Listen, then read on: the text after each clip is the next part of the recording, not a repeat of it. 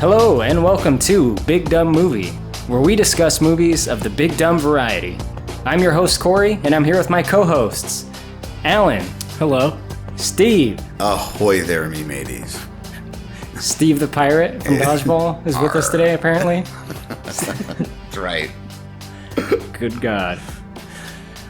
You guys, we were talking about something that we didn't quite get to finish. We were talking about a show called The Boys, which is an Amazon Prime show based on the Garth Ennis comic.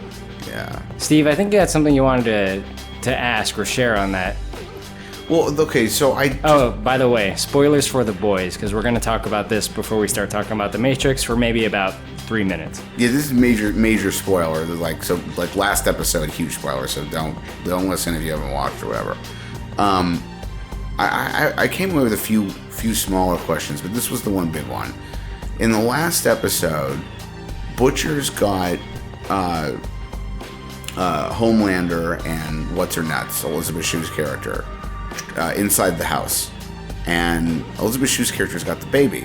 She keeps asking Homelander to take the baby upstairs. And eventually, they have that big turn moment, and Homelander kills her, basically to say, I don't give a fuck.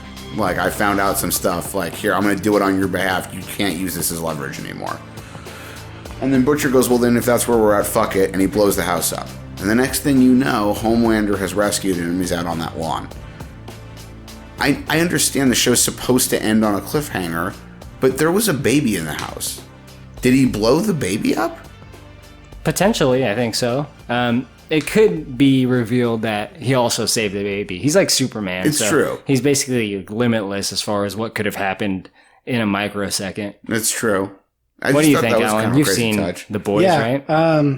Yeah, I mean, I think you're right, Corey. Who knows? I mean, they didn't say, but he probably could have saved the baby. But he didn't because he's a psycho, right? Yeah, I think maybe he didn't. And which is kind of, that's a dark turn for that one. I mean, I'm not like put off, but man, that is a dark turn for that one. I thought there were some nice touches with him, like the moment where he and, now I'm forgetting the female superhero's name, where they were on the plane. Wonder Woman. We can basically Wonder Woman. Call it what it is. Yeah, and they're debating like how to save, if they can save the plane. And she says, why don't you just go to the nose and like lift it? And he's like, with what? I'm not standing on the ground. Like, she's like, no, you can just fly in. And he's like, oh yeah, I'll just cruise right through the hole, And it's like, he's probably right, actually. Well, yeah, his powers are very similar to Superman's. Right. But I think it's kind of known that with Superman, there's like, it's almost like an aura of magic. Yeah. This comparison has been made on a podcast I listen to called The Weekly Planet, right, where they say like Superman could lift up like a battleship because it's almost like a field of energy kind of surrounds him, and he uses that to lift it up. But the Hulk, if he tried to lift up a battleship, it would just like break in half. Right. Right? Because he's just all muscle. Right. But I like that they go that angle. And that scene in The Boys where they're on the airplane. Right. Is fucking, that's one of the best scenes in television. No, absolutely it was. And, it pretty crazy stuff. I kind of liked the sub story with, the Deep. But that guy's a total piece of shit. Oh my God. The Deep. That shit got wild. Yeah, I mean, like, he tries to save the dolphin, it gets ejected. Then he tries to get the lobster, and the guy puts a knife through its head. And after what he does, like, how it kind of comes around back on him, is kind of, it's fucked up, but kind of, like, darkly funny in a way. That's the thing. I mean, like, I had a moment where that sort of occurred to me. I think it was right after the guy at the seafood counter killed the lobster, because there was a moment where I was almost feeling sympathetic for the Deep, and then I remembered why he was even there to begin with. I'm like, wait, this dude deserves all of this. Fuck you. Like, man, imagine how many cosplays there's going to be from this show at the upcoming conventions. Oh man, Homelander. Actually, I think Dragon Con's going on right now. Was it Starlighter? Yeah, or something like that. Whatever that costume's definitely going to be in some convention. I've assumed a lot of Homelanders too. Oh yeah, he's not the hero of the story. He's obviously the villain, but he's a pretty interesting guy. And the Butcher Billy's probably an easy costume to pull off. You just get like a jacket and some like fucking khakis. I don't know. Khakis. And corduroys. Right. I really hope the second season includes the Lamplighter character because he seems like he was pretty nuts. That man? Yeah. Right. Anyway, enough about The Boys. That's not what we're here to talk about. It's a good show, though. Watch it if you haven't seen it. Yes. I'd go so far as to say, stop listening to us right now and go watch it. Well, finish listening to me first. Okay. The Matrix. The Matrix is a movie that came out in 1999. It was written and directed by the Wachowski siblings. Mm-hmm. I think Alan has pulled up some financial information in regards to that movie, right? Yeah, so the budget was $63 million and it made 463.5. Damn. That's a good ROI if I've ever heard one, you know? The original projected budget for it was like 160, and Warner said no. They didn't think it would be this successful. They said there's no way we're spending that much on it. And one of the huge components to getting it down to around 60 was filming it at a lot they had just opened in Sydney, Australia. This was like the first major thing they shot there, because they got tax breaks and stuff. And then they ended up, I mean, they were wrong about it not being successful enough to merit the budget, but they made that much more money. So. Nice. That's a pretty common practice, right? Shooting in Australia? Yeah, Australia, Canada. There's a few places that have New become... Zealand? Yeah, New Zealand have become increasingly popular over the last 20 or so years because of tax incentives and stuff. It's been kind of a point of concern, actually, that less and less of the big stuff's being shot entirely in, or not as much of that is being shot in Hollywood. Does that matter to the industry? It matters in terms of support for the people who are working here in LA, for sure. And a lot of the kind of related support businesses that exist in Burbank and Hollywood and Culver and Century Cities, that when this stuff gets shot in Canada or in Australia, New Zealand, the support's local to them there. They have laws in those places saying if you want to get the tax breaks, the larger percentage of the people you hire have to be from here. So, yeah, there's on a local level to LA and to the neighboring adjacent cities that are involved in production is definitely an impact. To the production, though, it's just money. So as far as money goes, they don't care about that. Yeah, I mean, from a business standpoint, it's just the decision that makes the most sense. Absolutely. Yeah. Alan, did you see The Matrix in theaters back in 1999? 1909? No. No, I didn't. I remember coming out. I remember the poster. I don't remember where I saw it. I think I just caught it on TV. But no, I didn't see it in theaters. Okay, so someone sound the alarm. Alan, you have seen this movie before yesterday, right? Yeah, I did. Oh, thank God. So you saw this as a kid? Yeah. Awesome. Yeah. And you liked it? Yeah, it was cool. So let's see. Must have been 12. No, not even 10. Damn. 11. I saw it in theaters myself. It was in 7th grade. Mm-hmm. And I saw it. It was at the end of the school year, I remember. And I remember coming back to school the weekend after it came out or whatever and talking to my friend Michael Coates about it. I still remember that kid. He sat next to me in English class. And we both loved this movie. We were just absolutely gushing over it. The things I liked as a kid are different than the things I like now, though. That's for sure. I really liked a lot of the like the sci-fi elements where you can program stuff into people's brains. And it really blew my mind, the concept of this. Like, the whole world is a simulation. Like, you know, that's mind-blowing to an 11-year-old, right? Or 12, or however old I was. No, that's still relevant now. There's a lot of videos and a lot of people talking about that. There's the whole simulation argument and simulation theory, that basically what the Matrix was all about. That, you know, no one's saying for sure because you can't prove it, but they're always talking about it like it could be a simulation. Yeah, that's a viewpoint that is, I don't know. There's a name for that. It's called radical skepticism. Now, radical skepticism has been popularized since The Matrix came out heavily. It's essentially the idea that all real knowledge is impossible to obtain because we can't distinguish appearance from reality. That's the short form version of it anyway. There's a scene we'll discuss. Neo grabs a mini disc with data on it for somebody he's selling it to, and he's hiding it inside of a book. And the book is called Simulacra and Simulation. It's by a French author, Jean Baudrillard, I think is the way you pronounce his name. Anyway, what you guys were discussing is basically what that book is about. Yes, I have some notes on that book. I did a little bit of research on that book, actually. Oh, really? Yeah. Nice. So the book suggests that simulations of reality have become more real than actual reality, and that in an abstract sense, what we know as reality is actually a simulation of it. that information I got, there's a lot more explanation to it, but that was just the note I took. I got that from a video from Renegade Cut. So there's my reference on that one. Really good channel, by the way. Anyway, Steve, did you see this in theaters? Oh, absolutely. Opening weekend with a friend. I was 16. I was a sophomore in high school. And I saw it in the same, not in the same auditorium, but in the same building that we saw it in this week. Oh, yeah. At the AMC down there? The AMC, that theater was relatively new at the time and was a really hot shit theater. It was considered one of the better ones around, so it was one of the ones I made a point to visiting quite a bit. And I lived in the area at the time, so it was easy. Nice. But any special memories? Did you come to school and gush about it with your friends as well? I did. We loved it. I mean, immediately loved it. I would have called it a 10-10 more or less coming out of the theater. And we immediately went back to school on Monday and we're talking about it. Did you see it? What'd you think? Blah, blah, blah. And I can remember like a year and a half later, my senior year, having free time in a class where the teacher was just, it was like the end of the school years for seniors. And, we're going to watch a movie in class because nothing else to do and everyone wanted to rewatch it. So, yeah. Yeah, it was pretty hot shit back then, for it sure, was. man. Oh my God, yeah. I mean, it's still kind of hot shit, but it has just had the unfortunate effect of bad sequels. Yeah, bad sequels, and it's finally, this is its 20th anniversary. It's finally starting to get old enough that, kids that are teenagers right now who would have been among the core audience for it when it was new are too young to almost even be aware of it. Mm-hmm. I was telling Corey that there's adults who were born after this movie came out.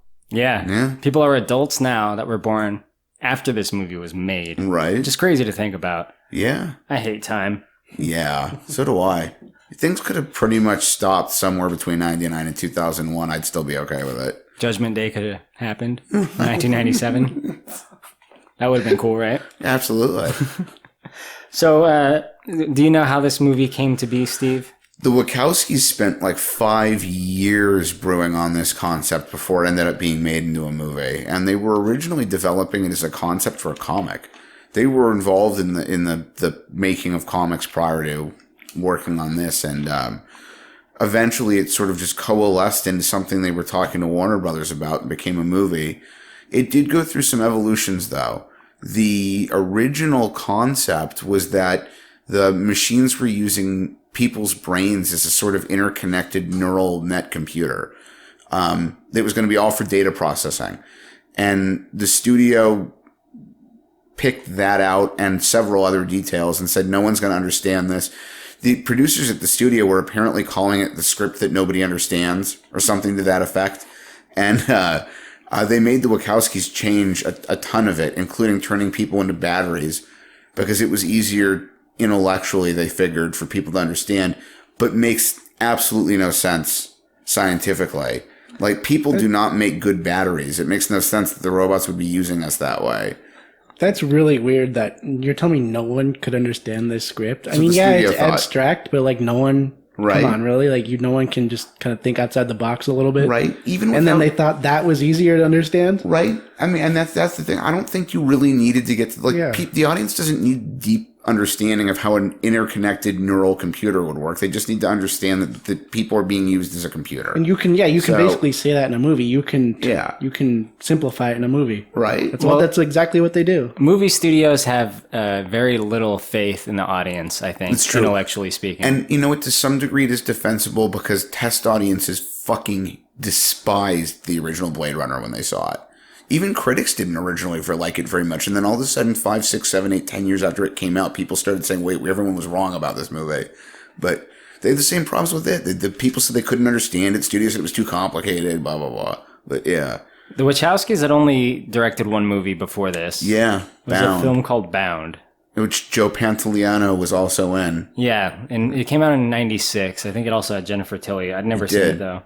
It did. Jennifer Tilly and Neve Campbell? Or Denise Richards. No, they were in Wild Things.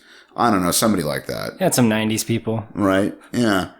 I know that the Wachowskis, to help get the film greenlit, they had to storyboard the whole film start to finish before production. It apparently took quite a lot to convince them that it was makeable. Yeah. It's almost a Star Wars story in that sense, where Lucas shopped Episode 4 to everybody. No one wanted it except Fox. And even they were like, we're only going to make it on this tiny budget and blah, blah, blah, yeah. Yeah. The casting was kind of interesting as well. The casting for this movie came so close to being a complete clusterfuck. I mean, they could have really ruined it. They lucked by accident and did exactly the right cast for this film. They wanted Will Smith to play Neo at one point. They also, their original first choice was Johnny Depp. Like, the studio wanted it to be Brad Pitt. They were talking to Leo DiCaprio at one point. Nicolas Cage. Like, I mean, Keanu Reeves was like the 12th person I think they thought about. And thank God they wanted Janet Jackson to play Trinity at one point. They wanted Sandra Bullock to play Trinity at one point. And they, at the time they pitched the Trinity role to Sandra Bullock, they had, I don't know which of them it was, but they had somebody else they thought they were going to get for Neo. And whoever it was, when they told Sandra Bullock who the other lead was going to be, she said, I don't think I would play well against that person. They apparently offered, this is one of my favorites, they apparently offered Neo through Lou Diamond Phillips' agent. Nobody even remembers Lou Diamond Phillips. Now, this would have fixed that. His agent, right? His agent called them and said, it's stupid. You don't want to do it. It won't make any money. No one's going to like it. So he passed on it. They wanted Val Kilmer from Morpheus. Yes. Yeah, they wanted Val Kilmer from Morpheus. I thought they wanted him for Neo. That's the info that I had. You know what? I think you're right. I think you are right, Corey. And I know Morpheus, the ones that I know are, they pitched Gary Oldman. Yeah. And another one was Sam Jackson. Yes. Yeah, I mean, can you imagine? This is like a who's who. They just pitch everyone. Rotating any of those people in. Rotate any of those people into any of those parts. This is a completely different movie, and I don't think it would have worked. And one of my favorite characters in the film is Agent Smith, who was played by Hugo Weaving. Yeah. That part was originally offered to Jean Reno. Are you familiar with him? Yeah, Jean Reno has done a lot of Luc Besson's movies. He's probably most well known in the U.S. for The Professional with Natalie Portman. Yes. But I could see him in that role. The reason he didn't take it is because he didn't want to stay in Australia for the shooting. Oh, interesting. That's why he turned it down. What an interesting choice. Oh, okay. I guess it's your prerogative. Yeah, I mean, the cast had like a pretty intensive, like 4-month martial art training, like rigorous. Well, and I think they were initially told it was going to be much less than that. I think they were told it was going to be a couple of weeks or something, and then it like blossomed. Surprise. Right? Well, Keanu Reeves actually got hurt during that too. He suffered a spine injury. Yeah, they had to delay production. They had to fuse a couple of spinal discs together or something. Yeah, apparently he was. It was causing like the loss of the ability for him to use his legs or something. Yeah, I remember one of his legs was partially paralyzed or something nuts like that. Yeah, so when he was training for a few months of the training, of which they had 4, he wasn't able to do any kicks. So in the movie, he doesn't have that many kicks. He's mostly like punches and chops. Right. Anyway, what do you guys say we get into it? Alan, how does this film kick off? Okay, so how does it start? I just saw it. Steve, how does the film kick off? The film starts with Keanu Reeves. Was it the opening? No, I'm getting confused. Is the opening scene Neo or Trinity? Trinity. That's right. Okay, no, the opening scene. That's right. The opening scene is Trinity. She's hiding out in an abandoned building. Doing some hacking. You're not really supposed to know what yet. In the room. She's like by herself in the dark room. Yeah, and you hear her voice in voiceover talking on the line to Joe Pantoliano's character, who they haven't introduced yet. And she hears a click denoting that the line has been tapped. And he says he doesn't hear it, which we'll find out later is probably not true. And this leads into... we find that the police are swarming the building, and some mysterious agents, sort of Men in Black type agents, are showing up. And when they discover that police have already gone inside, they tell the police captain, "You shouldn't have done that. We told you not to send anyone in." And he's very blasé about it. He's like, "Nah, yeah, I don't give a fuck about you guys. Like, my men can handle this. These are seasoned professionals, right?" And the agents inform him that no, his men are already dead, because it's that hardcore. And that's when we get a glimpse of the action, which is a key element of this film. Yes. What's also, this action sequence is one of our first introductions. It is our first introduction to some of the film's trick camera work. Yeah, how does that work? So tell us what happens, and then tell us like what that camera work entails, because I don't fully understand it myself. Right. So we flash into the building where Trinity is sitting at a computer terminal. Police have busted through the door into the room she's sitting in and have confronted her with weapons. They get her to stand up, and she feigns as if she's going to let herself be cuffed. And as she's being cuffed, she goes into full kung fu mode, totally racks the cop who's trying to cuff her, and initiates a fight with the others, during which she seems to manipulate reality.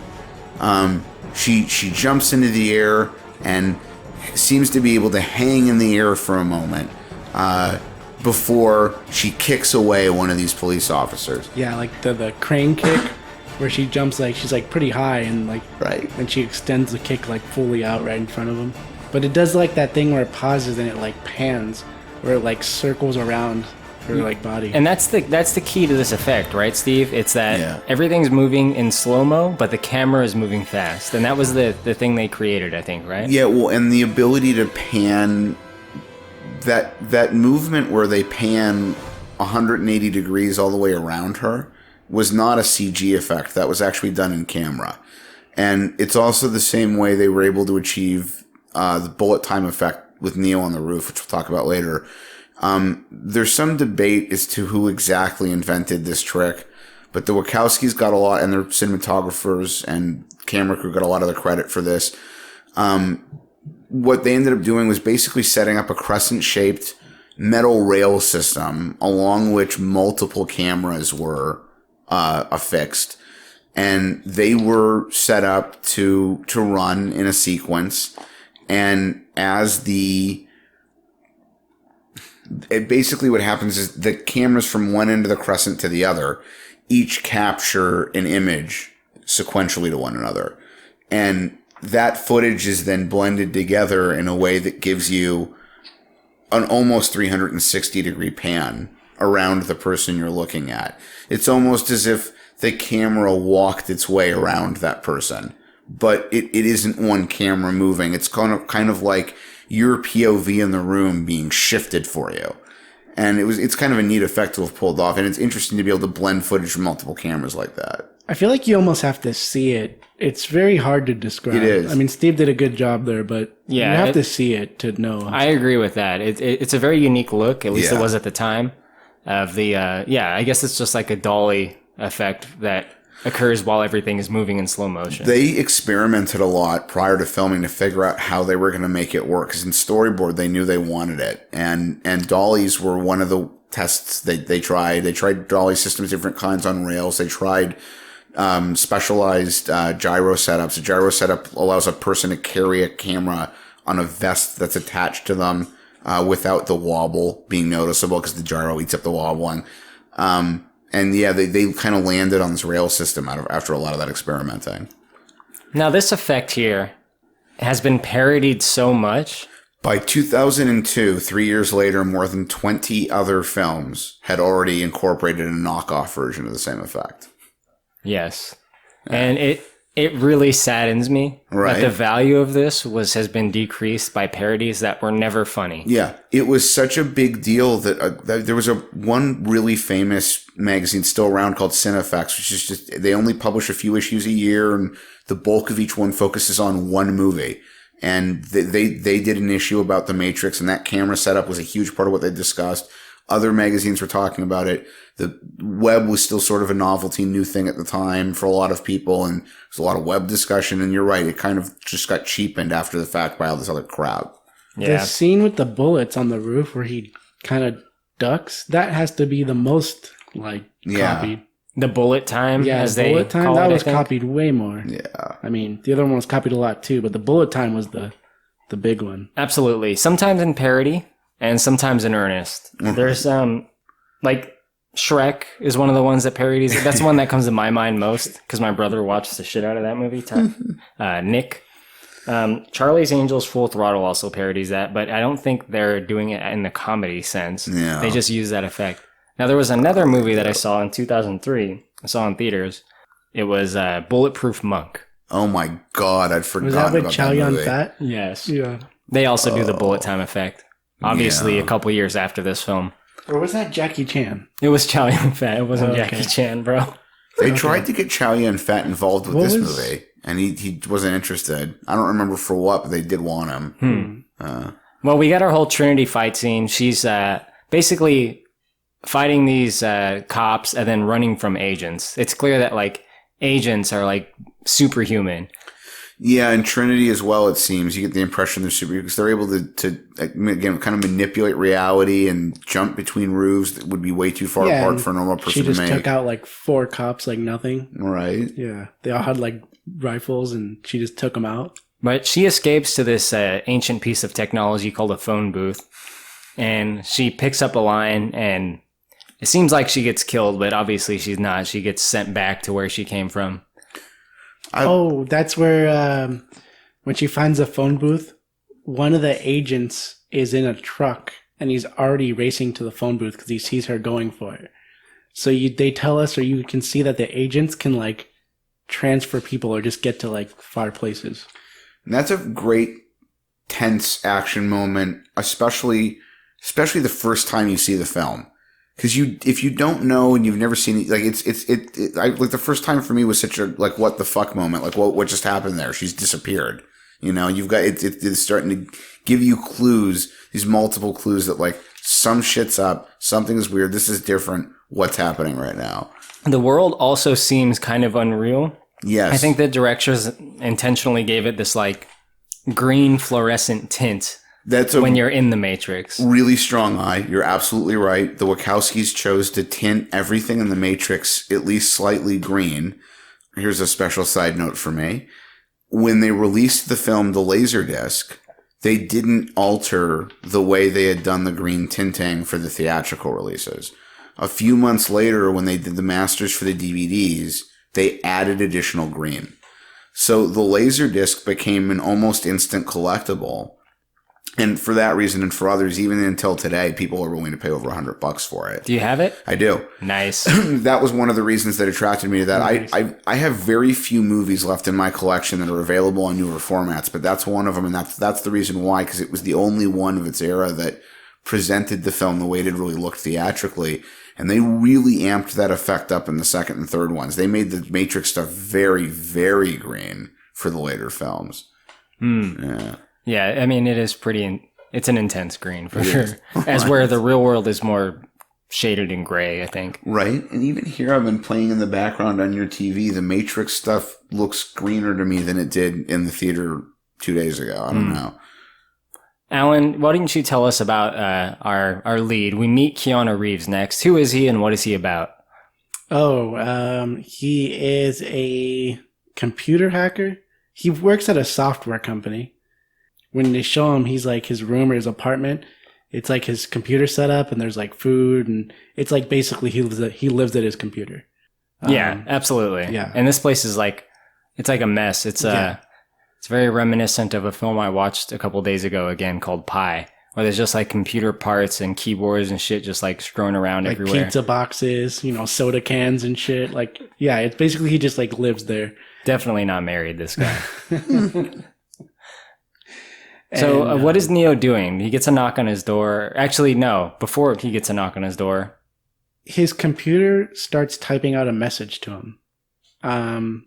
It says, "Hey Neo," or it says something like, it starts talking to him It basically. says ASL question mark.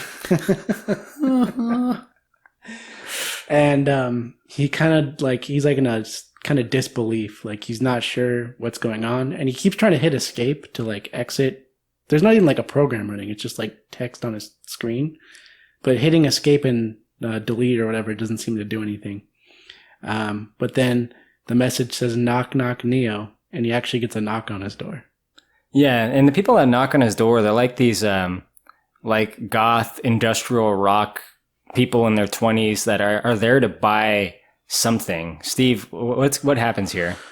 Some people have shown up at the door. Neo goes to see who it is, and when he sees who it is, tells them to wait. And he goes into his room and he finds the book we were discussing.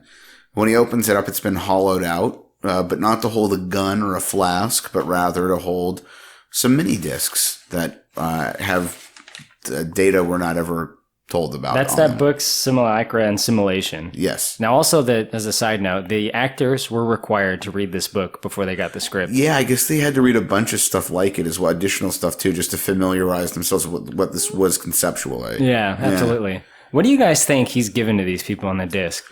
They never tell you, but Neo at that point specifically mentions that he could get in a lot of trouble for it. Yeah.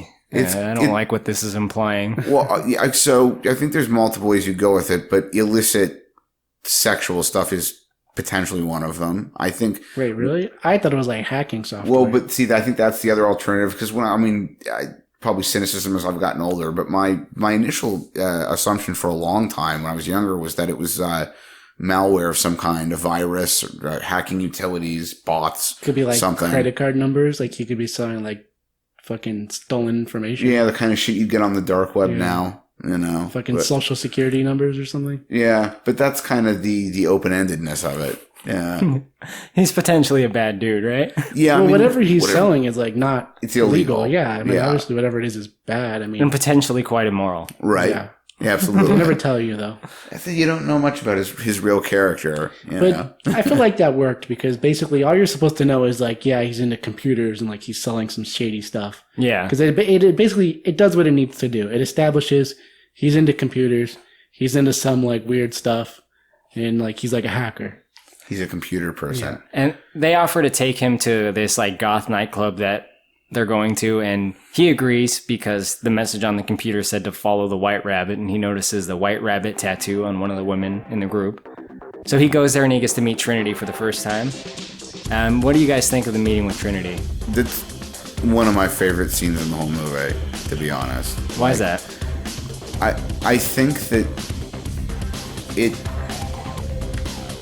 I don't really know how to verbalize it aside from to say that it just feels perfect. I mean, I think part of it is the nostalgia thing, and you correctly identified earlier, I'm a softie for it, but like the music in the background, the music they chose and the way they chose to use it ambiently, the volume level of the sound, like getting to see it in a theater again, especially with the reworked sound, really made that scene hit home for me again. The sound mix was fascinating. The club scene, like all the music playing while they're walking through the club. Right? Yeah. I mean, this movie won an Oscar, I think, for sound design. Yeah, I did like that scene. That was a good scene. Right? And like just the interaction between them is clear that they were the right choices for each other for casting, and like, I really like that moment. Yeah. Trinity basically says to him, "Look, people are onto you. You're being watched. Be careful. We'll be in touch." Right. The next day, we get to see Neo at work. He works for a software company. I guess he's a slacker because he comes in late a lot. He's up all night at clubs, man. That's true. His boss like begins basically berating him and saying like, "Oh, you gotta, And his boss talks very much like Agent Smith. I don't think that's a coincidence at all.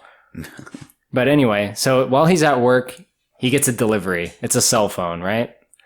Yeah, it's a Nokia Stiletto. The flip 8110. phone. Where when he hits it, the bottom pops out, so it looks super slick. Yeah. They actually called that phone the Stiletto. It's great. Who's on the other line of the phone, Alan? It's Morpheus. And he begins to... This whole beginning, even before that, it's still very cryptic up to this point. I mean, I saw it before, but if you've never seen it, or if you're just going for the first time, it's still very confusing at this point, because they haven't really explained much. So he talked to Trinity, and now he gets this phone, and then he starts talking to Morpheus, and Morpheus begins kind of establishing a little more about what's going on. He says, like, hey, you're here because, like, you know about something, and you can't quite pinpoint it. And he, like, the Matrix. He's like, so you can feel it, but you're not sure. And then he tells him that some guys are looking for him. And when when Neo looks above his cube, he sees the agents looking for him. Right. It's a pretty cool scene because, like you said, there's this whole air of, like, confusion, which kind of, like, adds to it. Yeah. You don't exactly know how this guy knew to call at the right time or can direct Neo through the cubes like he's doing, but it's pretty cool. He's kind of guiding Neo out of the room as some agents have showed up at his work that are after him. And they take him to a window where he tells him to go up the side of a building, basically, right? And they're in what looks like a huge building in New York, I guess. Yeah, I think they shot that scene in that scene was shot in a real city, and I don't think it was Sydney. I think it was somewhere in the U.S., Texas or something. But that was one of the first sequences they shot for the film. And Keanu Reeves actually went out onto a ledge himself for the scene. It wasn't the stuntman. You also don't know why the agents are looking for him also. Right. Also. And I like the part when he actually gets onto to the outside of the building. And then he has like kind of a moment of clarity where he's like, no way, this is crazy. Like he actually begins to doubt it. He's like, what the fuck's going on? Like, what am I doing? Yeah, I mean, I guess I'm a normie, but I would have been at that point a long time earlier. I mean, I would have nope, too. fuck this. But he did hit that pointer. I like that they threw that in there. He's like, well, wait a minute. Like, this is getting too crazy now. So, of course, he gets taken in by the agents, and they take him to an interrogation room. Seems like they're like the FBI or something like that, but they never really, I guess, say exactly who they are. No, they're just like government G-men. They tell Neo, look, you got to help us find this guy Morpheus that's trying to contact you, or basically you're going to prison. Steve, why don't you tell us a little bit more about that scene? It's obvious they know all about Neo. They know his real identity, and they also know his alias and a bunch about the hacking he's done. They've got a huge file for him. You've got to have like a video file or home disk you can pause, but there's actually a lot of information about him. They faked for that stuff. You can kind of get glimpses of it. I think his birthday is sometime in 1980. It says it has his father's name in it. Gives his place of birth is like Capital City, USA. Just a bunch of movie garbage. They basically tell him you're fucked, but it happens to be your lucky day because we need your help. And, we know that you've been in contact with this Morpheus guy. We've been after him for years. And, we want you to help us get him. And Neo, basically tells them to get fucked and to give him his phone call. At which point they say, sure, but you're going to have a hard time making a phone call if you can't speak. And they alter the reality of what's going on to the point that Neo's mouth grows over with skin and he can't speak. He open his mouth, he can just kind of make noises. And the agents pin him to a table where they drop a kind of arachnid-esque or insect-esque robotic tracing thing into his navel. It kind of digs his way in. Yeah, this gets really crazy really fast. Right? Which is very disconcerting. It's very body dysmorphic. Like, would have been a great scene to let Cronenberg guest direct. That scene was pretty brutal where like the bug goes into his belly button or... Right? Yeah, that scene, like, I'd always bugged me. Although, like... Just like, It's one of the things I don't think really makes any sense. Like, I don't want this to be a gory horror movie. I really don't. But, like, this thing digs its way into his body. There's no blood. There's no scarring. It's just kind of now it's in there. It's weird. Well, it's the Matrix. Right? But, yeah, I guess that's true. This kind of sets up something with the agents, which is cool. Like, Morpheus touches on this later, but he says when he's teaching Neo about the Matrix in general, he says, everyone here is your enemy basically because of the agents. The Matrix is a system, Neo. That system is our enemy. But when you're inside, you look around, what do you see? Businessmen, teachers, lawyers, carpenters, the very minds of the people we are trying to save. But until we do, these people are still a part of that system, and that makes them our enemy. You have to understand, most of these people are not ready to be unplugged. And many of them are so inert, so hopelessly dependent on the system that they will fight to protect it. See, and that's one of the things in later reviewings I actually picked out is I find it to be kind of an issue. Because the one I think pick out from this film is they're very blasé about just killing other people in the Matrix. And I don't want to be too snowflakey about it, but that's basically them, Morpheus saying any of these people could be an agent, and the ones that aren't are too fucked up and sheepish to be removed, so they're basically just as bad as agents, and we can just kill them at will. Well, everyone that's still connected is a potential agent. Right, yeah, exactly. But, like, I mean, up until the moment they aren't. So, we're going to kill them. We're not going to feel about, like, killing all the guards at the building. Yeah, I had a problem with that later when, like, they were just killing a lot of people. I have no issue with it. Those are people that you could have freed. Yeah, they have real bodies in the real world. But maybe not, though. I mean, he says a lot of these people can't be freed. We're going to free the ones we can.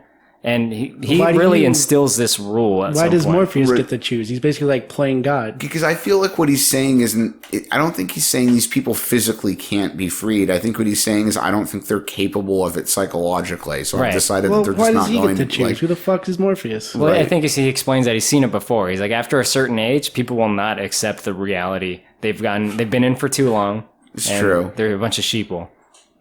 Well, fuck, let's just murder them. Well, later we find out How do you make an omelet? that's kind of what Murdering happened. people. You later find out that's what happened with Cypher, or he kind of came to that conclusion, or that. Yeah, Yeah. exactly. And to kind of move it forward a little bit, so Neo later gets taken to Morpheus.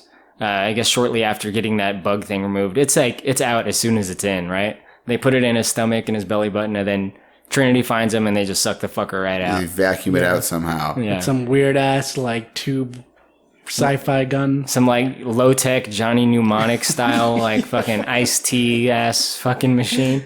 Like, yeah, that thing looks crazy. That prop is actually fucking awesome. It is really awesome. Yeah, It's like a tube with like an LCD screen, and she's it's like a trying Fallout gun. to aim Like, for like the robot. oh, I guess someone's here at the door.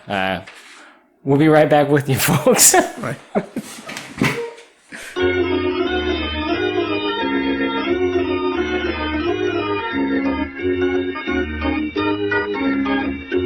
All right, we're back. It was an insurance salesman, if anyone's wondering.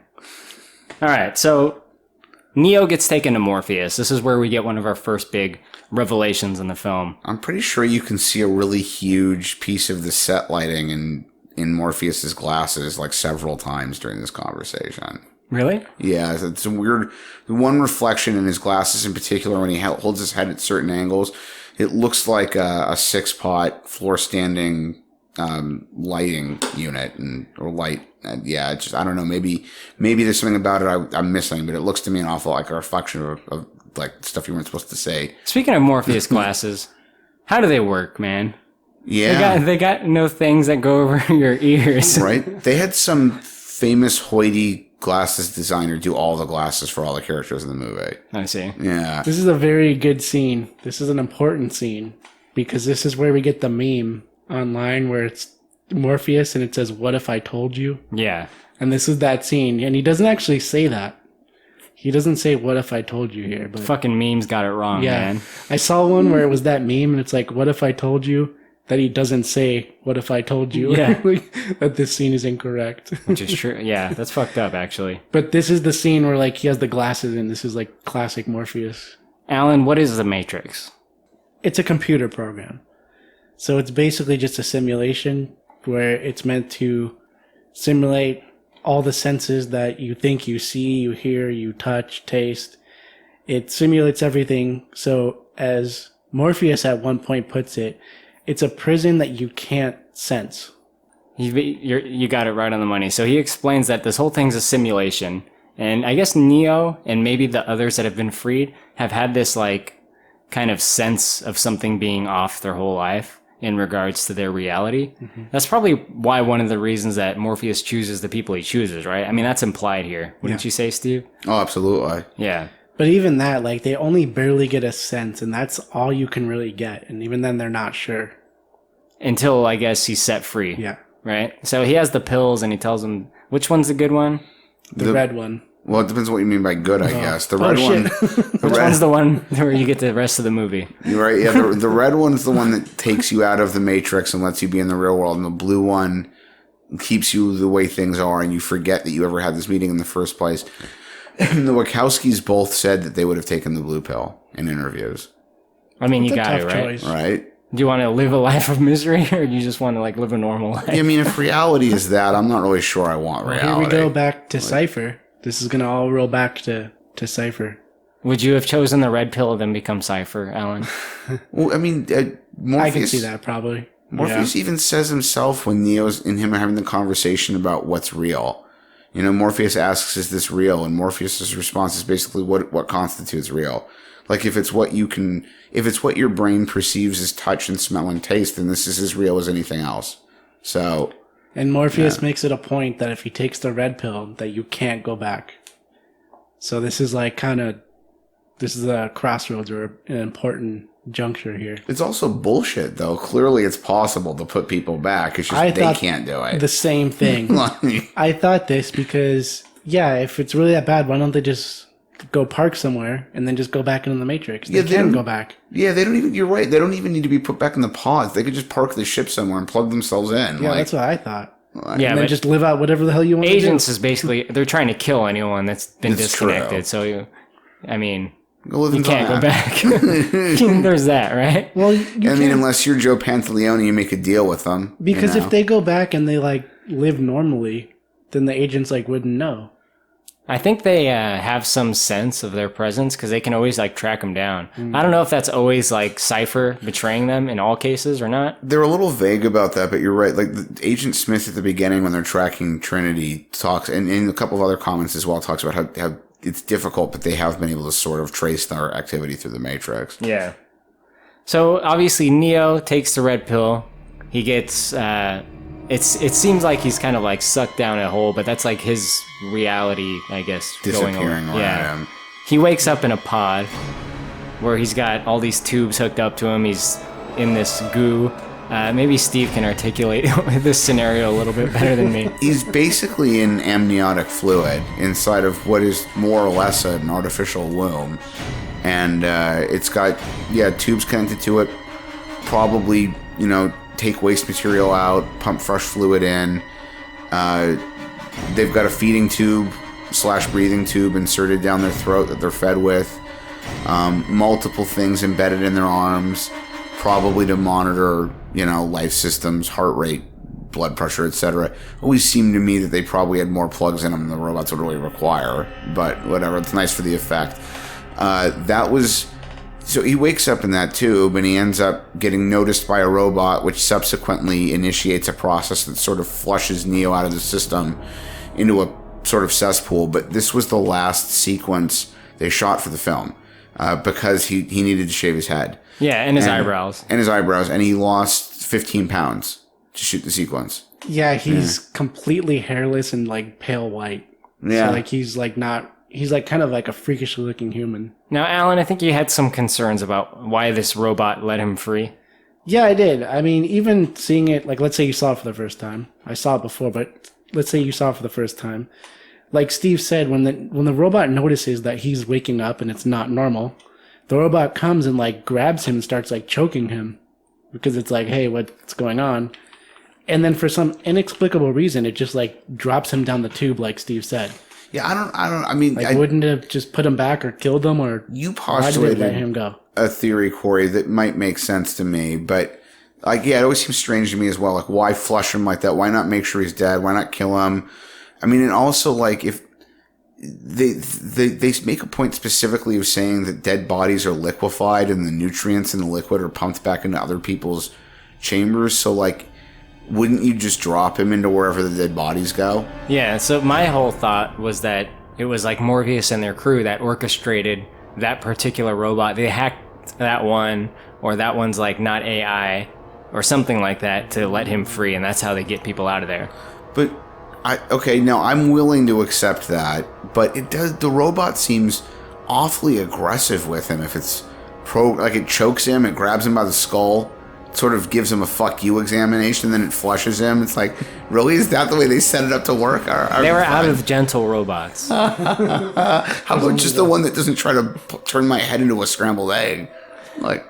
Yeah, and this gets really dark really fast, because even from when this scene starts, he's pale, he's hairless, everything's super dark. When he looks out, you can just see fields of these things. It's pretty cool. It's fucking really dark. I have to say, despite my qualms that we were just discussing, I still think it's pretty cool. I like the growing fields and shit, and the way they set that up. That looks really neat. It Very does. comic bookish. And sketch. Yeah, it does. Yeah, very sketch. I mean, yeah, it'd be horrifying. Right? Absolutely horrifying. Absolutely. Yeah. And the sky's black, and it's the sky, literally they tell you why, but the whole sky is black. So everything's just dark. They tell you why this guy's black when he's talking to Morpheus. Yeah. So Neo gets flushed out of there, gets picked up by the Nebuchadnezzar. I think I'm pronouncing that right. Nebuchadnezzar. Yeah. That's the name of Morpheus's ship. He gets taken on, and he needs medical treatment for a while. It seems like a week or two passes, well, because his muscles have atrophied, so they have to like treat him, and he's basically resting a lot. The reason I think that amount of time passes is because of his hair. Right? Yeah. they he make grows some it hair. clear some like extended amount of time has passed. This isn't like he sleeps overnight. Like this is a while. Realistically, it would have had to have been even longer than that. Because it's even worse than atrophy. The guy's in his 30s. He's never used his muscles in the real world ever. He's been in this amniotic chamber literally his entire life. He was conceived in one. But I guess they have some kind of like they future science, right? Yeah, it seems like, you're right. They've got the ability in this world to at least accelerate it. And they're using, muscle stimulation machines to try to rebuild the tissue. So sure, I'll buy it. I'll buy in that case, just they can make it happen more quickly. Morpheus specifically says they're rebuilding his muscles. Right. Yeah, that's right. Yeah. And we get to meet the crew of the ship. So we already know Trinity. She's the Carrie-Anne Moss. There's also Tank, Dozer, Mouse, Cypher, Switch, and APOC. 2 quick notes. I forgot to mention, we were talking about it earlier. David Schwimmer was on one of the shortlists to play Neo, which would have been horrible. Horrible. Nah, dude, Ross, my main man, Ross. Ross is Neo. And then number 2, Switch was originally supposed to be 2 actors.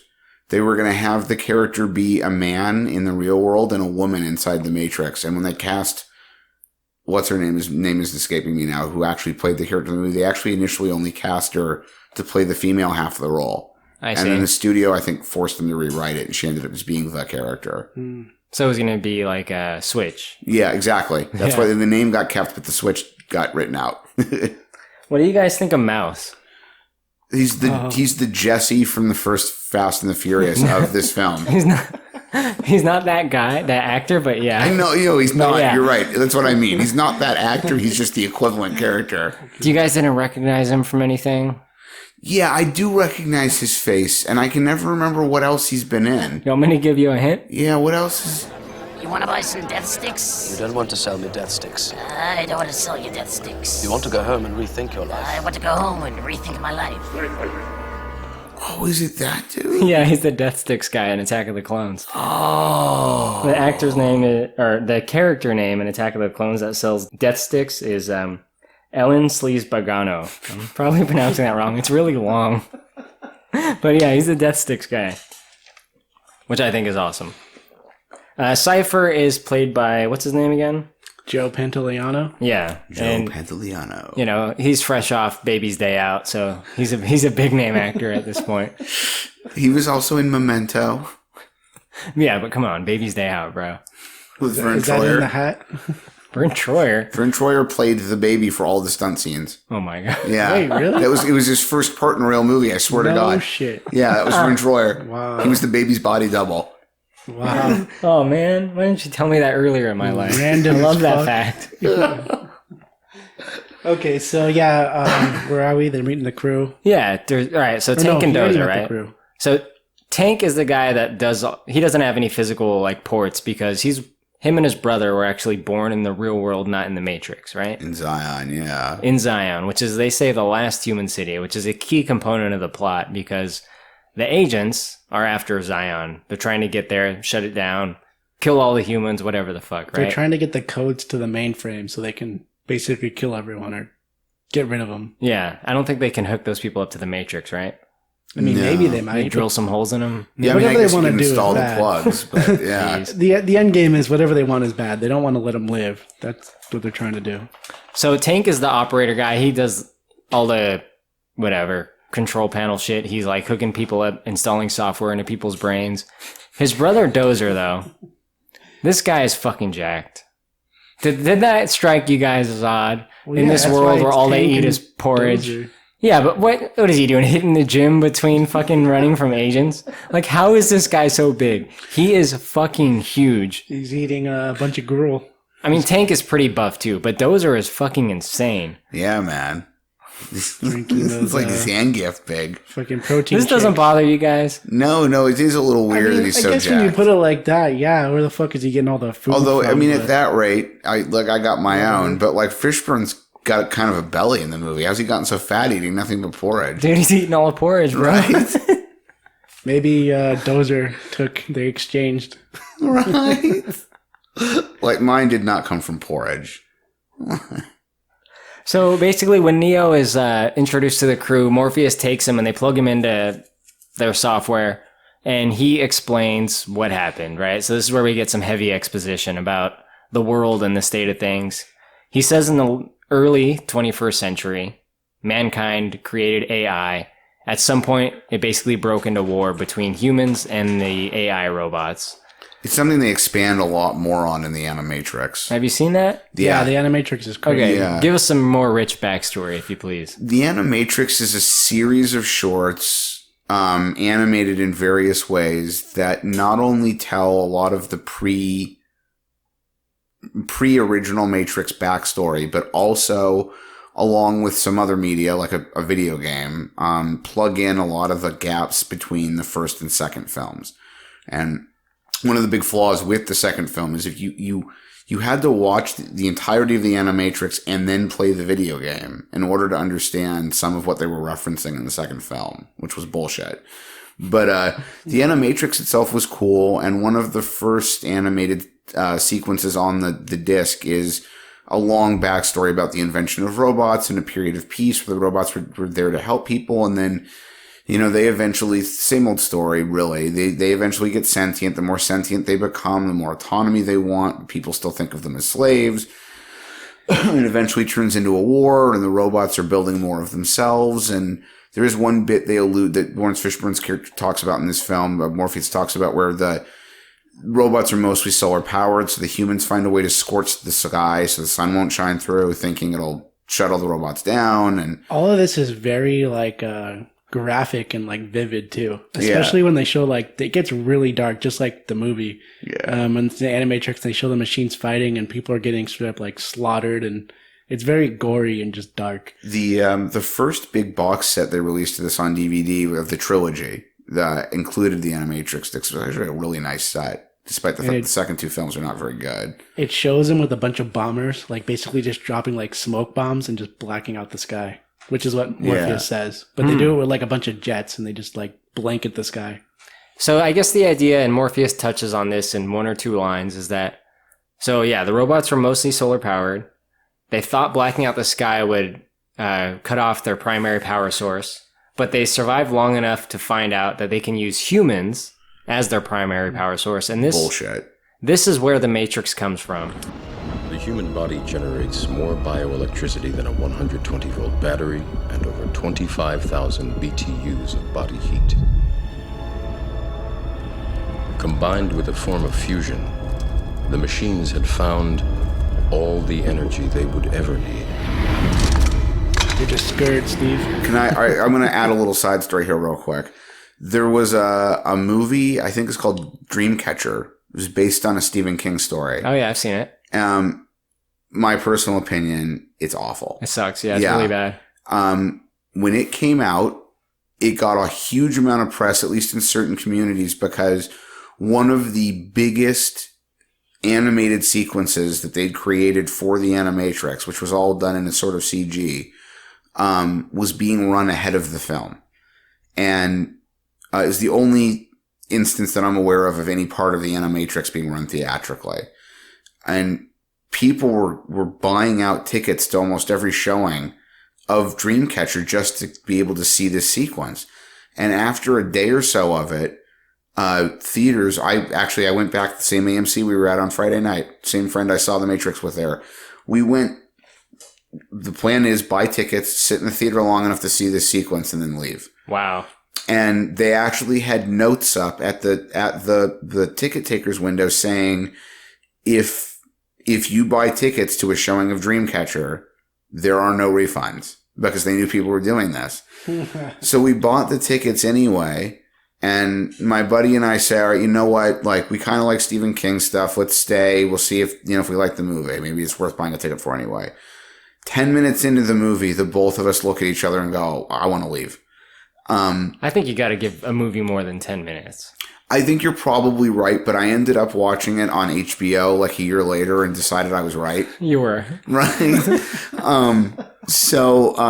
But we went down, and I don't know why they did it for us, but I just went right up to, I think maybe what we did is instead of asking for a refund, we just asked them to exchange for different tickets. And they did it. We just got tickets to see a different movie. So I saw that chunk of the Animatrix in a theater with tickets I wasn't supposed to do that with, but. Nice. Well, to get back to what I was, I guess, expanding on is the relationship of humans and the robots. So they use them as an energy source and they grow them. So humans are primarily not born anymore unless you're inside of Zion. They're grown by the AI, the robots. They grow them in these fields and then they just use them in these incubation chambers as a power source. And the Matrix is just there to keep them alive. It's this false reality that is there, I guess, so their mind can stay at work, right? This is something I've always struggled to really intellectualize, but it's something they would expand on in the second and third films that, like, for some reason they can't just let these people be asleep. They have to have some kind of construct that occupies their brains, or for some reason the battery system doesn't work, which makes no sense to me.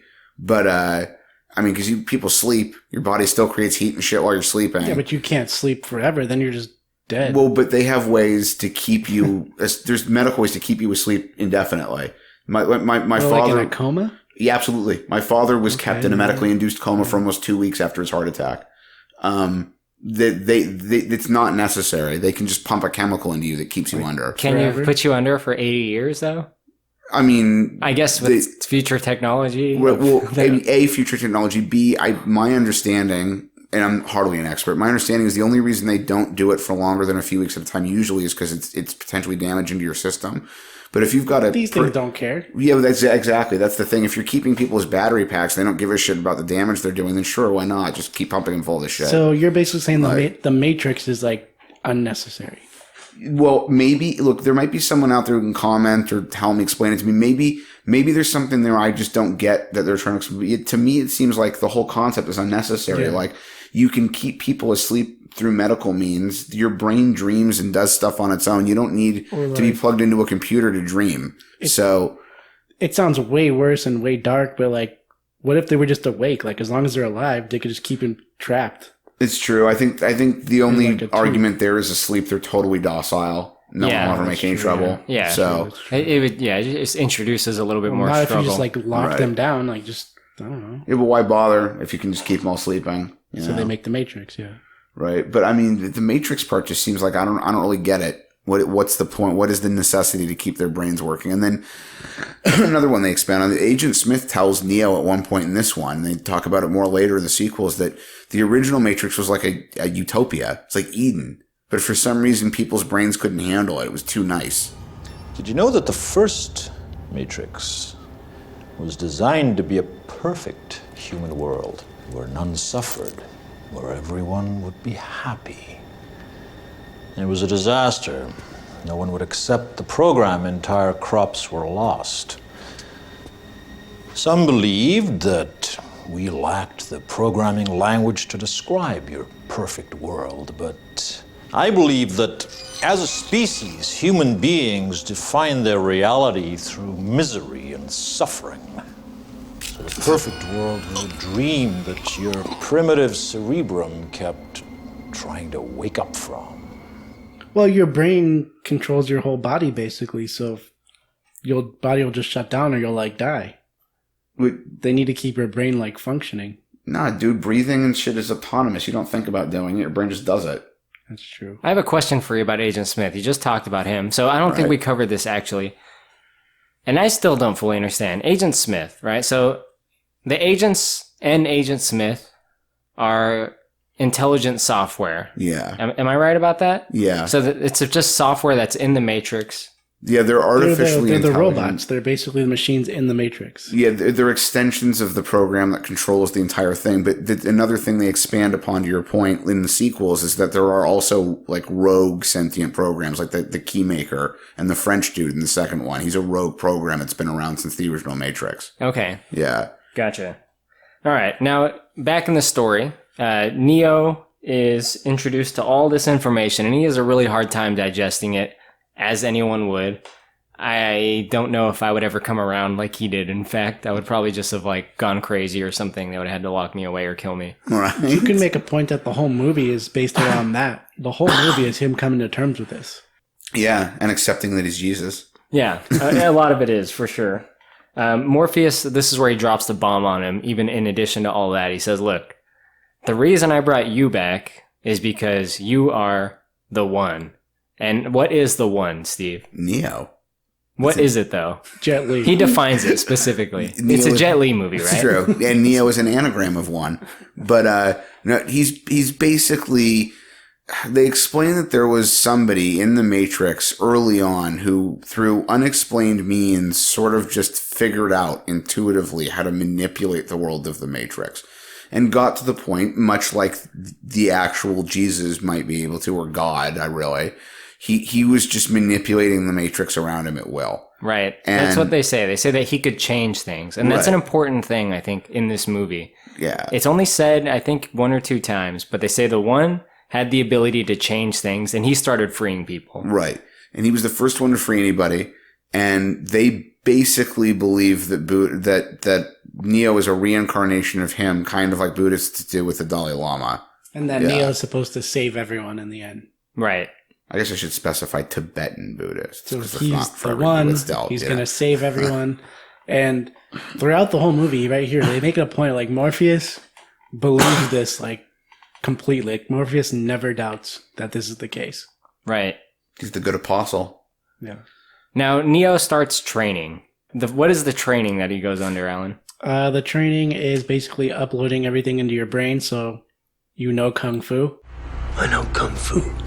And then they just like start fighting in the Matrix, but they can like load everything into your brain. So they have a whole scene where it shows Tank and he's like just programming all this stuff into Neo's brain. Right. Hours and hours of programming, like fighting information. Taekwondo, kung fu, all Drunken this shit. boxing for Yeah. some reason. That was actually a reference because the guy that did a lot of the martial arts coordination on the film, I think had been the coordinator on the old school one with Jackie Chan where he did all the Drunken Master. Oh, okay. Yeah, I think that was supposed to be a kind of just a reference for him. That's cool. But yeah, he's got to go through one training sequence where he proves that he's actually capable of implementing what's being uploaded into his brain. Where he fights with Morpheus, where he's also, he's also got to be kind of taught, like, the martial art now, but that's not enough. Like, you also have to know to use it while you're also manipulating things around you here. There are rules, but they can be bent, in some cases broken. So it's not enough that you're a master of Kung Fu. You have to be able to bend the world around you with your Kung Fu so you can be successful. Then he goes through a second training in a different... I want to talk about the first one a little bit. Oh, yeah, let's do that. The way that hand-to-hand scene between Morpheus and Neo is shot is amazing, and I wish they did this more. Yeah. The camera is still, and you can see what happens. There's a lot of wide shots. Right. Really, really good choreography. Not a lot of stunt doubles, and it just looks amazing. You can see what's happening, and it's really tightly choreographed. I absolutely love the martial arts in this movie. The Wachowskis had a lot of respect for martial arts films, I think. Yeah, I mean, and absolutely I agree with you, and very, very much, I think, stylistically the product of people who obviously were thinking from the perspective of comics, but so many of those scenes look like a one-page panel, the wide angles of the dojo and stuff, which is great. It's awesome. I loved it. Absolutely. Neo goes through some more training, and he's basically being taught, like you said, to bend the rules of the Matrix, which he's doing through their virtual software that simulates the Matrix. Yeah, and so he goes in the second one where he's basically just being kind of given an idea of what the world of the Matrix is like, and he's told any of these people can be an agent, even the ones who aren't could, even the people who aren't agents now might be taken over by one. You can't really trust anybody. You need to be paying attention to what's around you. Things can change without you noticing. When the Wachowskis cast extras for that scene, they went out of their way to get as many sets of twins as they possibly could. And it's a detail almost nobody notices, kind of insignificant, but it's supposed to reinforce the idea that they're not actually in the Matrix. They're in a kind of budget version of the Matrix. These people have put together, and they have a limited number of characters to populate the world around them with. That's awesome. Yeah. I didn't know that. I think it's interesting too, the colors. Yeah. Because all the people are wearing black and white. Yeah. So it does look artificial in that sense. Absolutely. Yeah, that's really cool. Yeah. I wonder if they got Linda Hamilton in there. She's a twin. It's true, she is. Sarah Connor. There's the woman in the red dress, of course. Yeah, She's yeah. got great hair. It's like 40s style. Right? Which you Yeah, later find absolutely. out was programmed by Mouse, or what's his name? And he's fucking that software. He plugs in and he just bangs her, right? Yeah, that's certainly the implication anyway. He offers Neo. Right? Yeah, I'll hook you up with her if you want.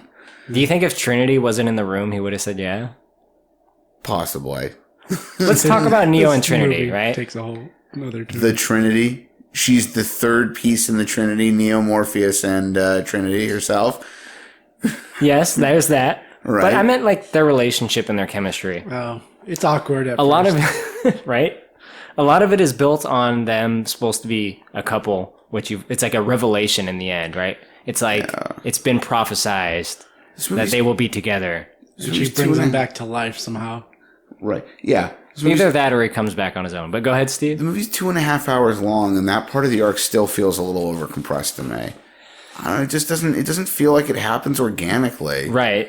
Do these people even like, they're just like coworkers, right? Yeah. Up until the end. Basically, I mean, and she's got that subtle, like outwardly the entire movie, she's doubting that, like, vocally, she's doubting that he's really the one, but she's actually rooting for him. He goes through the simulation where he's supposed to jump between rooftops, and he ultimately fails, but she's under her breath, she's rooting for him, She brings him food, and Cypher says no one brought him food. Right? Cypher is a fucking prick. Okay, so Yeah, he is. I know I asked us to talk about that. We're gonna shift gears, actually. So Cypher is shady the whole fucking movie, isn't he? He is, and he's got an ulterior motive, and he is trying to fuck over the other crew members. And he does at the end. And it's revealed a little bit before midway. He is meeting with Smith. He somehow secretly connects to Smith and is like, you know what? I'll give you Morpheus, who can get you the codes to Zion, which is the thing you want.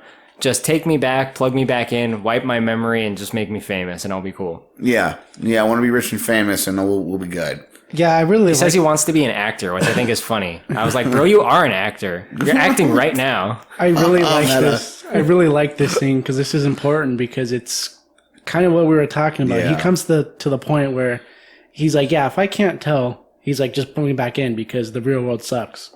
Yeah. So he says, hey, clear my mind. And he's like, he says, I want to be someone important, like an actor. The first conversation he Like has a with director or a writer. the first conversation he has with Neo, one of the first things he says to Neo is, "I know what you're thinking. I should have taken the fucking blue pill." Yeah, absolutely. He never really wanted to be there. He had no idea what was happening. Yeah, And even Neo's like, doesn't know what to say to that. Like, you ever like have that like weird conversation with someone like at a new job? They're like, sorry, bro, welcome to the suck. And you're like, yeah. Right? Anyway, what are you doing over here? Looking at some codes? I'm gonna go talk to these other people. Yeah, Cypher, he's a bad dude. Yeah, so at this point, we know he's aligned with the agents. And Right. he's going to screw him over. That son of a bitch. Baby's day Son out. of a bitch, right? I have no way to reference it to Baby's Day Out. I'm just saying Baby's Day Out. I'm just mentioning it. Yeah. He was a bad guy in that movie too, actually. Along with Joe Mantegna. I believe he wears a beret in part of that movie. It was Joe. So the three villains were Joe Mantegna. It was the dad of Spike from Little Giants. That's right. And then this guy. Joe Mantegna is one of the people most directly responsible for ruining The Godfather Part 3. Yep. Anyway, So where were we? Cypher's bad now. so we're going to see the Oracle. Now, the Oracle is this person they talked about that basically says, look, they say the Oracle can predict the future and tell you what's going on and basically kind of guide you in the right direction, right? Mm-hmm. So they're going to go see this person, and along the way, we get a shot that I think is, I don't know, one that maybe doesn't hold the test of time. It's when they all go into the Matrix and they leave the abandoned building that they're in. They're on their way to the car to go see the Oracle, and it kind of shows them all in slow-mo with like cool music playing, and they all got like trench coats. That and, like, moment is definitely a product of the time. Like in '99, that was a cool scene. And now you're like, yeah, that feels a little 1999. It's like a laughable moment. It's a little cringy. It's a little cringy now, but I don't want to be too much that about it, even though it is. It's admittedly, it's just because it was fitting for the time. That really was the filmmaking style of the time. And yes, it's a little cringy now, but like, it's not because it was bad. It's just because that's no longer, it's dated. You know, it's just a dated bit. So, yeah. Yeah. It's basically like the whole movie Queen of the Damned was that shot. See, and that's a good example of a movie just being bad because it was just all of that. It was just like, what's cool right now? Let's do a whole movie of that. Pick one cool shot. The whole thing will be that. Like, and a lot of like slow trench coats turning like capes. Before they leave, Cypher dials a phone on he dials a number on his cell phone and he throws it in the trash to like to tip him off. Yes. Yeah. He's gonna betray them. Yeah. So they go to see the Oracle. Neo kind of like interacts with there's a kind of a cute moment where like there's what they refer to as other potentials, which made me think like other potential the ones. Right. Maybe. But one of the kids is like bending a spoon, whatever, who cares? He goes to see the Oracle. The Oracle is also an errant sentient program. Oh, really? Yeah, They don't explain it until the sequel. Yeah, you don't really get into it until the sequels, but that's one thing they expand on later. She is also a program, a sentient program. Wow. Yeah. Which kind of changes the perspective on the character, to be honest, I think. Yeah. I think so as well. That changes, because how does the sentient program know what's going to happen in the real world? I wonder. It's like that scene with the architect where technically he's explaining what's going on, but it's in such a ham-fisted way, like you gotta watch it 97 times to understand it. So, but like the part of it is based on the idea that this has happened over and over again, and there's always a one who appears and destroys the system and blows up the mainframe, and they just start the whole thing over. And the machines consider the fact that this happens repetitively to just be part of the learning process of putting together a matrix that eventually this won't happen in. And so part of her ability to predict is just based on the fact that this shit keeps happening. Okay, I'm going to say this right now. Yeah. The sequels suck, and they're not canon. The first part I completely agree with. Unfortunately, they're canon. No.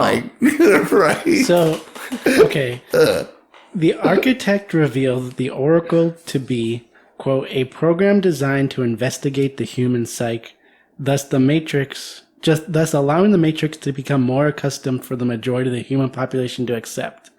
Her power of foresight, on the other hand, is probably not a foresight based on knowledge of a predetermined future, but rather a calculation. Okay. Yeah. But the sequels aren't canon, so none of that matters.